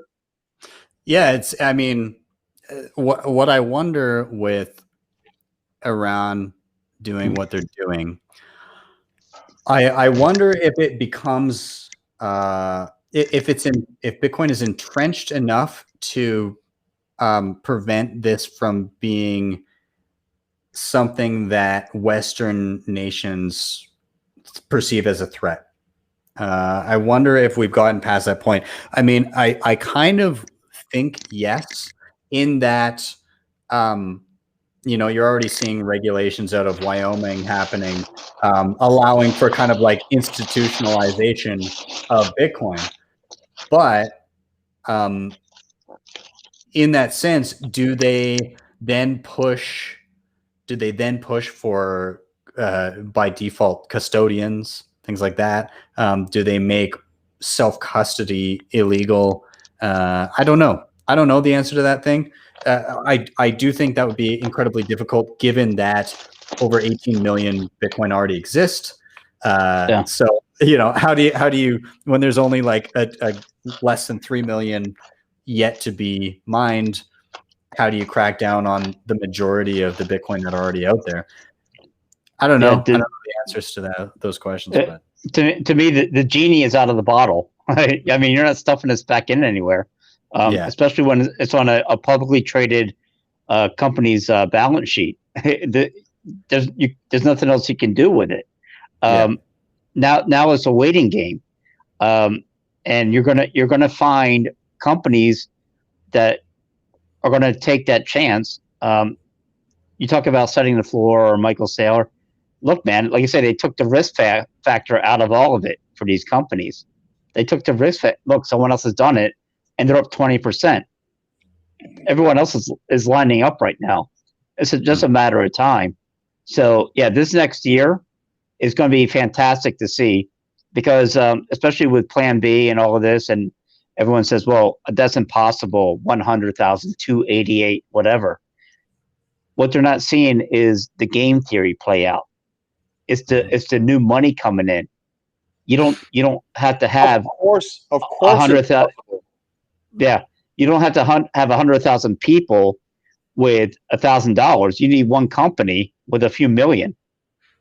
Well, yeah, the sailors of the world, like, how many companies can actually purchase almost 0.2% of Bitcoin supply before there's no more Bitcoin? And like, how far into that accumulation before the price rises so exponentially that it's impossible for any company to ever do it again? It's interesting because, again, we have this total inverse of the way things are. Years from now, if nation states start buying in and start actually using this as a reserve asset, at that point, if we already go through a cycle of companies buying up Bitcoin as a reserve asset this round, and then 4 or 5 years from now, countries are doing it, you get an instance where countries will not be able to accumulate the same amount of Bitcoin as companies were now. Yeah. And even still, you have companies. There are companies now that will never be able to accumulate the same amount of Bitcoin that some early individuals were able to accumulate in the first year of Bitcoin. So you have potentially, and I said this in another talk I was doing, you have a potential situation where individuals could have greater wealth than entire nation states, and that's insane.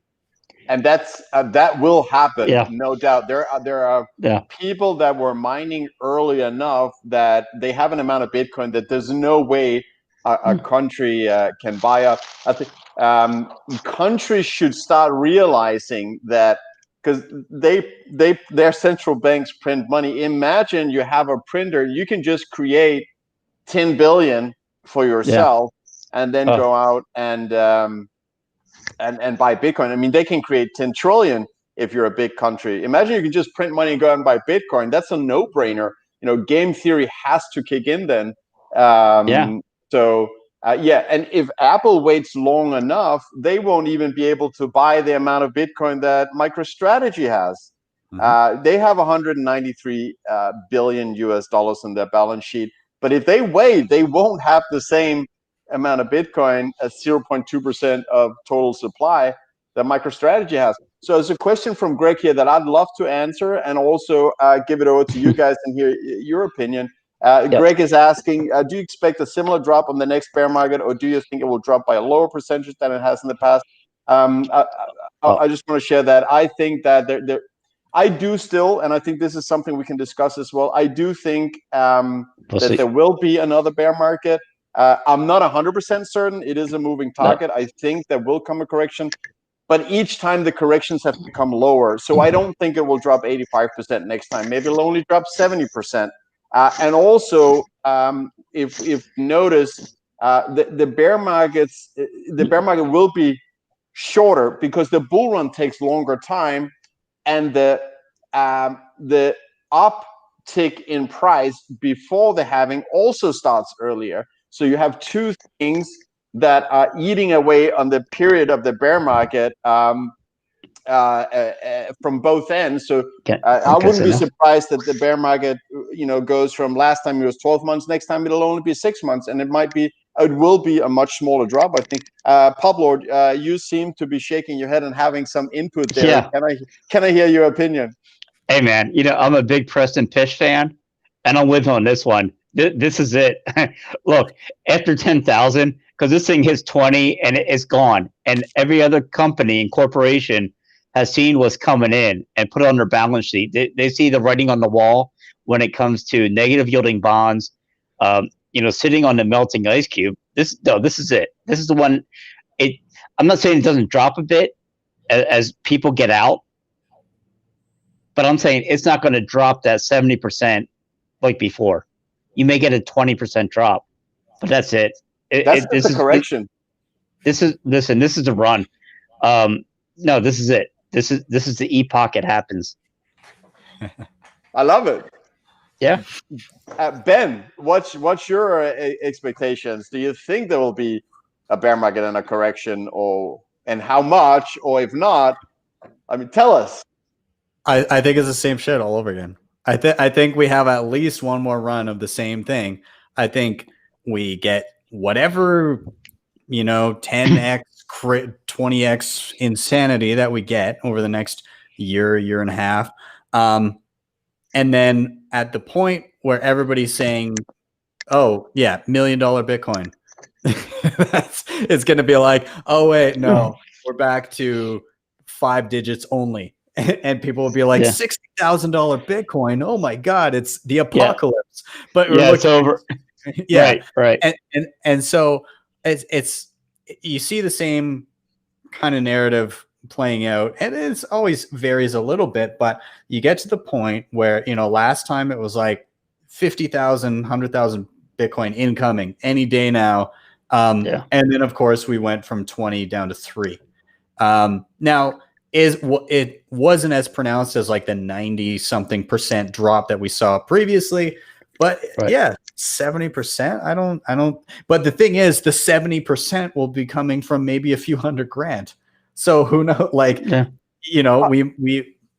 We might. Yeah, we'll. And the reason I say that is because, while companies have a lot more red tape to deal with, if a company puts a large especially the ones that FOMO in last, when they put a large amount of reserves into Bitcoin and then they see it drop 30, 40, 50%, they're probably, the pressure from shareholders and board members and everything is probably going to be pretty sizable that they need to offload some of that risk.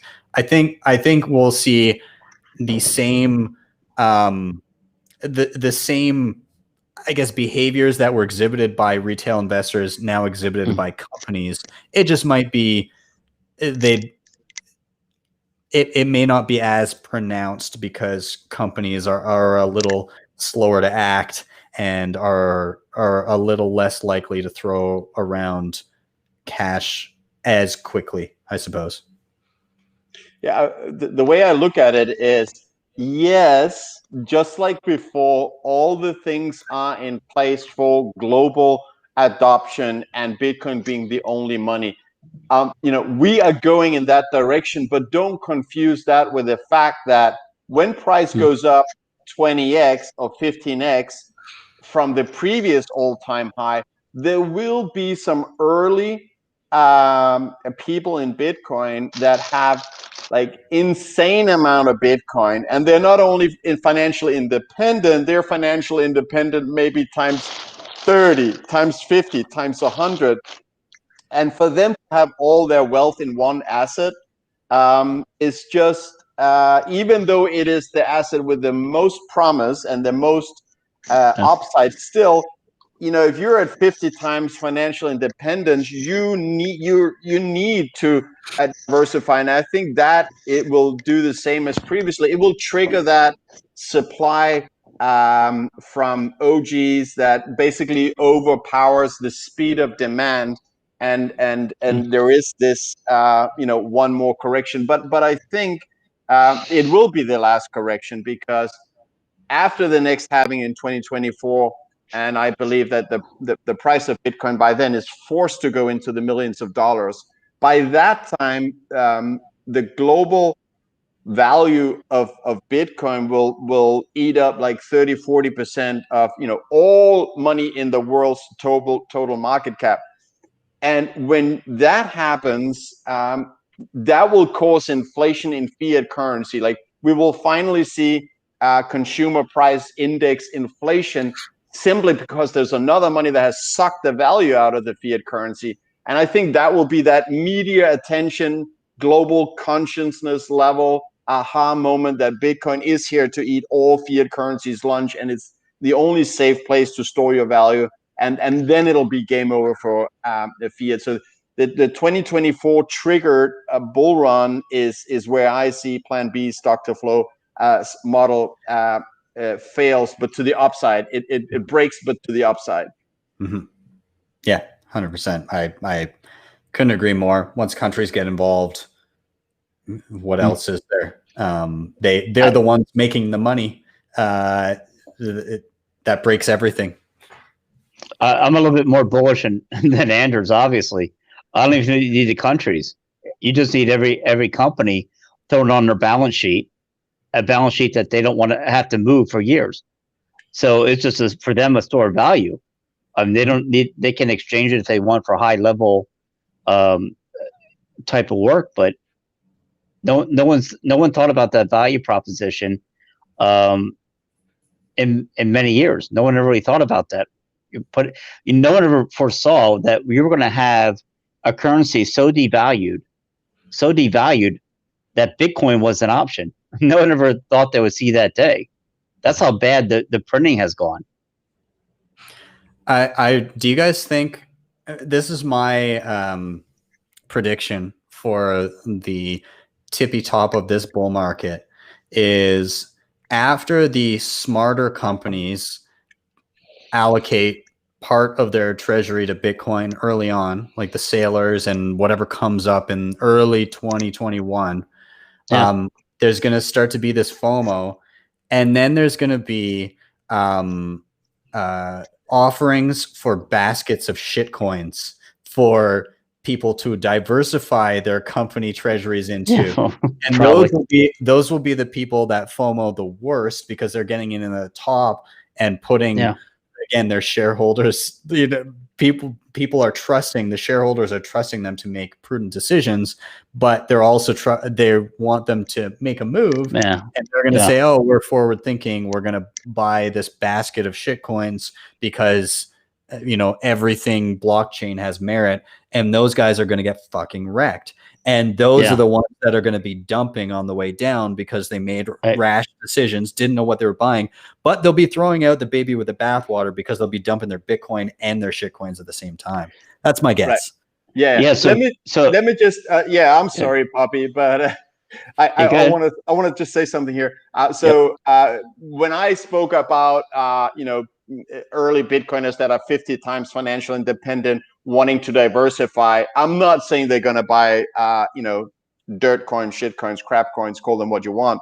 They will be maybe buying some, pay off the mortgage, have their home, have their private jet, have their island, whatever. They're not stupid enough to buy a shitcoin. And then also, before I let it over to give you the word, Poppy, Ivy HODL saying 7 people watching, growing each time. It seems great show, Danish and Poppy. So yeah, thanks to you guys for caring about us talking Bitcoin. Cheers to the people out there watching. We appreciate you participating. You're making the show better by giving us best chat in the space. And also, we hope to hang out with you, or at least I do, at Bitcoin 2021 in Los Angeles. And Poppy, keep your thought. But I just want to ask Benny if he is coming to Bitcoin 2021 in Los Angeles. Any chance of that? I have my tickets. So I've gotten the go ahead. I've gotten the thumbs up. The reason I had to get the thumbs up is I am expecting a new kiddo on April 13th. Whoa, so, man. Yeah. So oh man. So we were kind of figuring out the due date and everything, and I was like, oh well, clearly, like I'm not going to be going to this, like, but then as we figured out when the due date was, there's a good like 2.5, 3 weeks in there, and we've got help with family here and everything, and and my wife Lisa was like, listen, at that point, like a couple days is not going to be a big deal, and next year's going to be insane, so it's an important thing. So yeah, an important party next year. Barring any like family emergency or anything like that. Sure. I plan to be there, and I'm very excited. I hope that I can also rearrange. Originally, myself like for Bitcoin 2020, that didn't happen. Myself and Stefan Lavera were going to have a night of karaoke hosted by us, but obviously that fell through. So maybe we'll have that. Maybe we'll have that going on for there. But either way, so far I am planning to be there. I have my tickets, and Bitcoin 2019 was insane. It was so good. It was so good. So I can't wait to get back into meet space and meet some Bitcoiners. Hey, I got my ticket right here. I hope I didn't dox anything, but anyways, I am doxxed. I don't care. I know I can't secret myself. I just make sure not to have access to any Bitcoin of importance. I just want to say before we give the word to Poppy, because he definitely earned the word with his patience. I just want to say, so when we had CK Snarkson from Bitcoin Magazine that is hosting Bitcoin 2021 in Los Angeles next year, he gave us a code to you guys. It's not something like disclaimer. We're not making any money on it. We just want to meet as many the great Bitcoiners at the Bitcoin 2021 party. So there's a code below called Toxic21. So if you pay with dirty fiat, you get 21% on your ticket. Poppy, thank you for waiting. Thank you for being patient. We're glad to have you here. Please share your opinion. So I've been mostly looking forward to this opportunity to talk to Ben, because I'm curious about the state of the way I secure my Bitcoin. Ever since I met Anders, he says, yes, just send them to me, and I'll make sure I hold on to them for you. It's the most secure way. That's 100%. Just whatever QR code he gives you, trust him. That's what Bitcoin's all about: trusting other people and not taking any personal responsibility. Yeah. Hey, look, Puppy. I told you I gave you 6% return every day on your Bitcoin holdings. But there's a 10-year lockup. But basically, you'll be Satoshi in 10 years if I'm still around. I probably have a face job and live in Brazil somewhere. But 6% every day. Every Send day. them to me. Send them to me. No, when it comes down to it, and this is a great thing. We had Denver Bitcoin on the other day, and he was talking about the oil and gas industry. I know that's big up in your neck of the woods. And I was talking about Citadel 21. I love the people that can combine one passion in their life with Bitcoin. Was there a passion that you found early on in life that you try to marry up with your Bitcoin love? Were you always a technical guy, a guy that was always into hardware stuff, software stuff? So my segue into Bitcoin. So I started looking into Bitcoin early 2014. Channel started in early 2016. So it's coming up on 5 years now. And 7 years in Bitcoin. But so before I was full-time, and I've been working full-time in Bitcoin since 2017. But before that, I used to teach little kids how to breakdance. What? So I kind of grew up performing, and I learned how to do hip hop and like popping and locking and all that kind of stuff. I sang in an a cappella group. I did a whole bunch of different things. So I was big into like performing in that aspect. So I was comfortable in front of a camera. I was all good with that. And then I went down the route of teaching dance. And so I was teaching hip hop. I did like in-school residencies. I would go, instead of like the dance unit where you get the phys ed teacher being like, oh God, the dance unit, what am I going to do? Is I would come in and be like, all right, we're going to do some break dancing. We're going to learn how to like pop and do whatever. And so I did that for years at the company that I was with. When I finished my career with that, I was there for 10 years. And so I was desperately trying to find out, like, how the hell do I parse what I was doing previously and find a way to work in Bitcoin, because I couldn't concentrate. I could not focus on my job anymore. And it was suffering because of it. And I felt bad. And I couldn't do that disservice to my previous employer. Cause he did a lot for me over the course of a decade. And so when it became clear that I just wouldn't be able to do what I used to do, that I started doing the channel early. And the reason for that was I had background in performance and education, for lack of a better appraisal of what I did. And oddly enough, teaching school-age children complex dance moves is very akin to teaching adults complex technology. And so as long as you know the subject material and you can break it down well enough, like, you have to assume that you're going back to the absolute basics. And with Bitcoin, you always are. If there's a newcomer, you're always going back to the absolute basics. And a lot of Bitcoiners they preach the idea of low time preference, but they teach with such high time preference. They're trying to get everything out so quickly.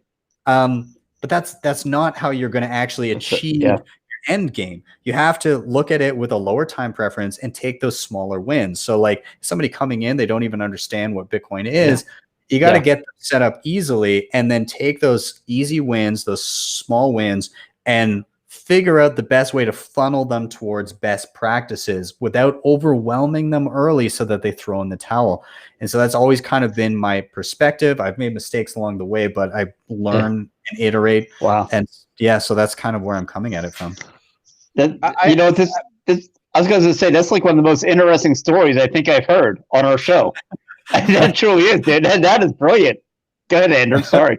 Poppy, you bring the questions. I love it. I mean, so we don't have specific topics usually that much we want to touch upon. Something we usually, maybe we have one or two. We end up maybe not talking about the second one, because we just want to have this toxic Bitcoin talk with fellow good Bitcoiners. So I have a question, Ben. Can you teach me shuffle dance? Do you know how to do shuffle? So shuffle is hip hop dance where Like they do amazing moves with the leg. I love that leg work. Is You that know what? something you do?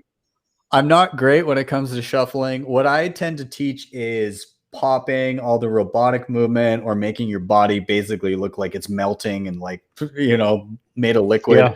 Uh, that's the kind of stuff that I teach. I teach some locking, which is kind of like 70s style funk hip hop, and then a little bit of b-boying, a little bit of breakdancing. So like if you want to learn how to do like a stall or like a balance or some interesting stuff on the floor, I can throw that kind of stuff out there.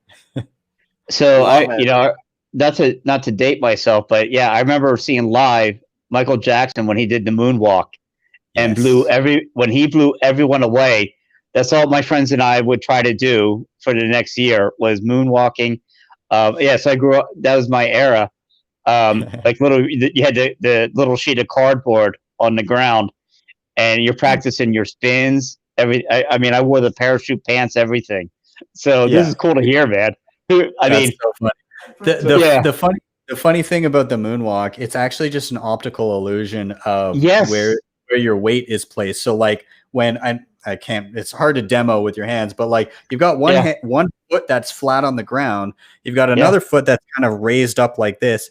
And to the eye, you would think that the person is putting their weight on the flat foot, but what's actually happening is the weight is on the bent foot. And so all your weight is there. Technically, you could lift this flat foot off the ground, and that allows you to slide it backwards and look like it's floating, when in reality, all your weight is just on the opposite foot of what people expect. So it's like this weird, just optical illusion. There you have it on the Toxic Happy Hour. Finally, after 3-4 decades, the moonwalk has been explained. I love it. I love it. So go ahead. Dan Held apparently tweeted out, Fred, he put it up, it's on the screen now, that at the last 3 U.S. presidential elections, this was the price of Bitcoin. 2012, Bitcoin was $10. 2016, Bitcoin was $700. And 2020, it's $3,800. I wonder where it's going to be in 2024. Oh, Bitcoin is dying. Not. Let's add let's add a couple zeros there, maybe. So you know what, one came out the other day, someone put out and I forget who he is, they put it out on this date in Bitcoin history by year, but they had it by the white paper every year. And when you look at the price of Bitcoin on the white paper release date, you know, the last couple of years was like 6,000, 7,000, 9,000, now 13,000. Look, I came in at a bit of a high, but guess what? Bitcoin don't lie, man. Bitcoin's honest. It's going up. We're within 3.5 years of another halving. We still haven't felt the effects of this halving. Imagine we're gonna drop from 900 Bitcoin a day to 450. So you have you know, a company like MicroStrategy this year bought 42 days worth of Bitcoin. You only need eight more companies that decide to go all in like him, and the entire year is gone. In 4 years, you only need 4 MicroStrategies to buy up the entire year supply. It's crazy to think about. And imagine that MicroStrategy was a company that most people hadn't heard of. I hadn't heard of MicroStrategy before this. Imagine if one of the like semi-household names say, we want to secure the value on our balance sheet and move it to something a better money, an actual money compared to fiat currency. Because money, if you look it up in the dictionary, can store value. Now, fiat currency cannot store value. It's a built-in policy that they convince people that, hey, it's good for you that your savings lose value. Imagine they've been able to convince billions of people that it's actually good for them that their savings lose value. It's insane. Yeah, it's everything's backwards, but Bitcoin is like this beacon of actual truth when it comes to the measurement stick that money was supposed to be. Because that's all money does. It measures where people are placing their value. It measures, your wealth and your the fruits of your labor, and allows you to store them indefinitely. So yeah, Bitcoin is just throwing out the obsolete measuring stick that keeps on growing and gives us a static measure of value. And the world is just slowly figuring out how to accurately use that measuring stick. Absolutely. MG Smith 4, in a response to Ivy HODLs that is appreciating the show, MG Smith 4 said, totally agree, Anderson Poppy never sleep. It's not true. We actually do sleep. I gave up work, and Poppy gave up his spare time, and that's what we have thrown at this show, because we love doing it, and get to hang out with great, very knowledgeable Bitcoiners like BTC Sessions here. So yeah, let me tell Ben the story. Is because I know you know Adam Meister as well, Bitcoin Meister. So, thank God I found him early on. No fancy sets of graphics there. But it was funny is I saw Anders on one of his shows. I said, man, Anders is nailing everything I think about when I think about Bitcoin. And here's the one thing I love about the Bitcoin community is if you just reach out and ask someone to help you, everyone's always willing to help, always wanting to come on a show. So we had reached out. I just said, hey man, loved your show there. Can we text or something? And we texted, but we talked for like a year and a half, and we were laughing because we'd hang out and we would just go like this for 2 hours, just 2 hours of just nonstop Bitcoin. And then just want to say, look, man, we got to put this back on the air. Well, we got to put it back on the air. Maybe people like it, maybe they don't. Thankfully, some of them do, and it's great, that people, like you can come on. American HODL came on, HODL or not. We have so many people that have been in the community. George from the chat, Top Roller. George from all of them. No, but I love, like, anytime you ask someone to help you in Bitcoin, it's like, what do you need? And it doesn't matter where you are in the community. You could be the perceived top, the perceived bottom. Anyone you ever ask, man, everyone's ready to help. I love that. 100%. That's I think it's necessary, especially at this stage in the game, to everybody knows that it's going towards better educating people out there, that the more material and the influx of awesome material and awesome chats and everything out there, it's insane. Like when I first got into Bitcoin, it was pretty sparse. It was difficult to learn. It was difficult, and so you're stuck with like a couple options. Luckily there was some stuff at the time, but I had a tough time initially. And now you look around, you're like, okay, I want to listen to a podcast about Bitcoin. And it's just like, it's crazy, but the quality of stuff is excellent. And as long as you have somebody to kind of funnel you even just somewhat in the right direction, you'll stumble along this absolute wealth of knowledge out there. And it's incredible. I'm super happy to see that happening. And that quality of content especially is excellent on BTC Sessions YouTube channel. And that is why you have more than 33,000 subscribers. Did you hit 34,000 or where we Dude, at? I'm almost at 37. Whoa! Yeah. This last month for October, I just got the numbers. I did over almost 63,000 views in October. Wow. So would you consider yourself more of how do you view yourself as a I wouldn't say a Bitcoiner or a YouTuber, but just as a podcaster, like, is it more of a like, look, we're ham and eggers. We just like to have a beer and talk Bitcoin and talk hyper Bitcoinization and dream about big prices.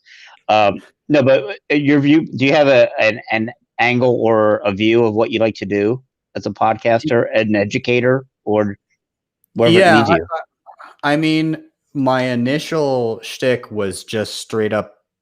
Well, it was kind of whatever I wanted to do initially. I just said, okay, I'm going to do one video every week on whatever the hell I want to cover. And it was largely tutorial based. And so I started with that. Then over time, I started doing some interviews, and I got away from that for a while, like on my channel. And then the past year or so, I started doing kind of more news-based stuff. And so now I'm kind of thinking of it from like a programming perspective of ensuring I have all three. So I think right now the way I'm attacking it is at least one tutorial per week, one news show per week, and one interview per week, so that there's a little bit of everything. So then I can cover what happened that week in the news. I can shoot the shit with some awesome Bitcoiners on like a chat about whatever the hell I want.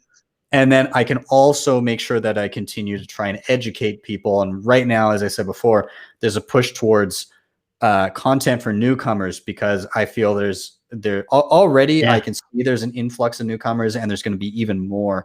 So if I prep some fresh newcomer material now, then that kind of evergreen content will be invaluable as we get into 2021. Right, like a good explainer video on Wasabi or a Cold Card or whatever can be shared with newcomers, not only this year but next year and the year after. So can it be done any better, Poppy, than BTC Sessions is doing it? I don't think so. I don't think it can be done better. I mean, Poppy and I, we're still stuck here in the pub. We don't even talk about how can we evolve this format. We just tend to be stuck in the pub with a couple of beers, but talking to great people that then can bring it, like yourself. That's the way to be, honestly. And I think the reason people love listening to stuff like this is like some people don't have anybody in person to chat with about with Bitcoin, right? Like it's so difficult. And so like for me, it was like an outlet for the longest time, just to be like, oh, great. I get to listen to people have the conversations that I want to have right now. And now I'm thankful enough that doing the show, I can just have those conversations. But like, if it was just me at home, it's like, you know, my wife will only endure so much before she tells me to shut the hell up. So I've got to, you know, like she's very gracious and she can put up with a lot. But after a while, she's like, okay. Absolutely agree. So go ahead. I just want to say, so I know I don't have BTC Sessions YouTube channel below yet. I will put that in. So if you're watching this on, not live, but later, I'll make sure that the link to BTC Sessions YouTube channel is below. I'll also throw in the link of where I got the opportunity to go on BTC Sessions YouTube channel and explain my thesis on this bull run.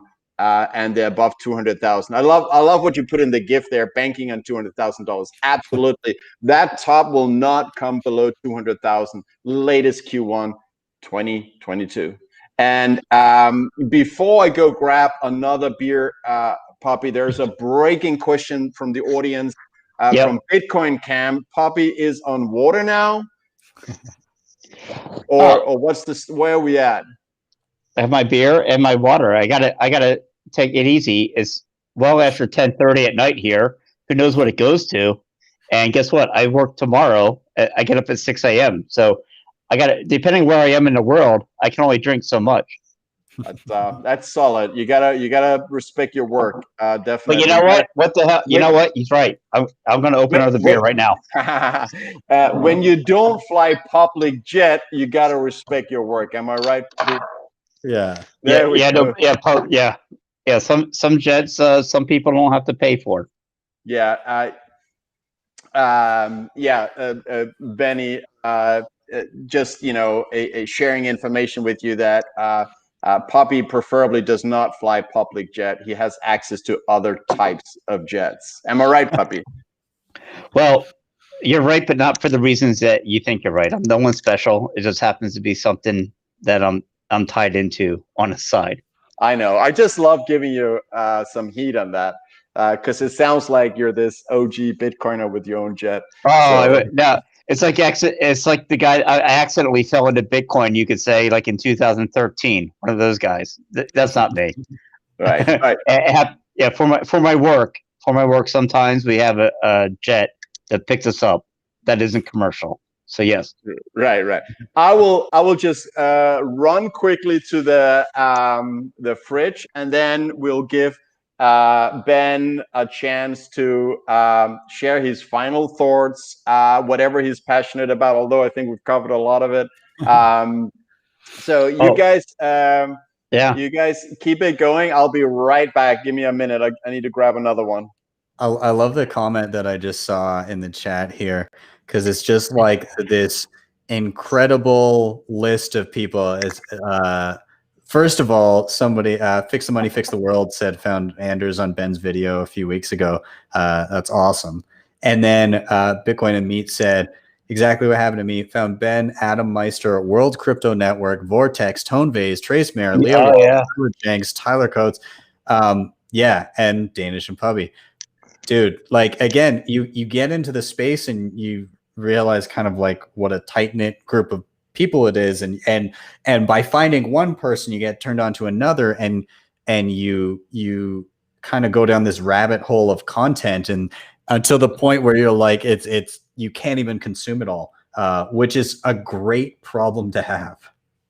Absolutely. I will be just running to the fridge. I'll be right back, guys. Shout out to Greg in the chat too. A+ memes on Twitter. Follow him. Is Greg Zaj on here? Oh yeah. You know what's funny? So Greg and I, we live like less than 2 hours apart. And, yeah. Awesome. So we talk. Listen, we talk smack on Twitter, but we're actually pretty good friends. Oh, that's awesome. Yeah, I love. He's killing the meme game on Twitter. It's great. Yeah, he is. Yeah. He's fantastic, man. And he's actually on. If we can get our schedule set up, he's on our list coming in. Who are we talking about? Greg Zod. I thought so. Yeah. Awesome. All right. We've already taken more than 2.5 hours. Wait, are we going for the record? Daniel Prince has a record, man. 3 hours, 22 minutes. I know, but you on a mobile phone, you don't see the private chat we have here. And BTC Sessions mentioned that that's actually, unfortunately, also have other things to do. No, it's good. No, but he fell into the trap. The trap of the toxic happy hour is the toxic happy 2 hours or 3 hours. Oh yeah, exactly. That's right. We tell people, in order to convince them to hang out with us, we say, look, do you have just 30 1 minutes? hour? Like tops 1 hour. That's all it takes. We're done. And here we are. We got him and trapped him in the yeah. That's true. Hour. Yeah, that's true. That's great. That's awesome. Excellent. All right. So, but we want to give you a chance, Ben, to end it off on whatever you want to talk about. Points you want to get across, you didn't get across earlier, something you want to plug, whatever. And yeah, again, I just hope to see you next year at 2021 Bitcoin. Yeah. Okay. Well, I guess I can sum it up by saying that anybody watching here is already like kind of in and exposed to Bitcoin and probably has a decent grasp of what's going on. And so you're going to start to get those text messages, those DMs, those conversations with people that know you and know that you're into Bitcoin, and they're going to start asking questions. And again, the most valuable thing you can do is encourage them to first understand Bitcoin, because before they ever entertain the idea of anything else, because then once they do understand Bitcoin, they won't entertain the idea of anything else, because they'll have a very specific set of criteria, and they'll realize that Bitcoin's the only one that satisfies all those criteria. So I think, again, just giving them material and funneling them into good books and good videos and good chats. Like Michael Saylor is an absolute asset. And the fact that we just bagged him right before the craziness of a bull run is completely invaluable. So do your best to funnel them towards good resources so that they can avoid some of the mistakes that people like myself even made in my first few years of Bitcoin. I mean, I guess I'll use the opportunity to do a personal shill. Again, I've got tons of tutorials on like Bitcoin specific stuff, whether it be wallets or security or hardware or lightning or running a node or things like that. And it's all kind of laid out in playlists. And if you want to shoot the shit with me, then you can follow me on Twitter at BTC Sessions, or just search BTC Sessions on YouTube. You'll find me there. That's where I'm most active. Awesome. Excellent. Poppy, any final words from you before we kick it? Hey man, what I always say about I love about Bitcoin Twitter. I mean, we have the best marketing department in the world for any company, and it's free. Bitcoin Twitter is like nothing else in the world, and everyone is there for free. Everyone is there to help. So yeah, absolutely. Yeah, you know, moving forward, look, I'm going to give everyone a Christmas present. I say all-time high by Christmas. There's your price prediction. All-time high by Christmas for you guys. So December 25th, you're going to wake up. It'll be $20,000.01. We're going to pop it right over by 1 penny.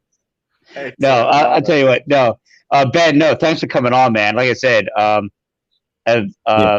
read your work for years. Watched your videos. You taught me so much on different wallets, and I appreciate it. But yeah, fantastic to meet you, and thanks for coming on the show. Thanks for having me, man. It was great. Had a lot of fun. I want to second that. Ben, thank you so much for coming on. It was a pleasure hanging out with you, getting toxic here today. Yeah, thanks a lot for that, and hope we can convince you to join once again. We can make some promise on the back end or something like that. We can only do the trap once. I think second time around, we kind of have to promise a certain time limit. But so thank you very much. And on that note, signing out, I want to say, of course, keep stacking sats. This is the future of money.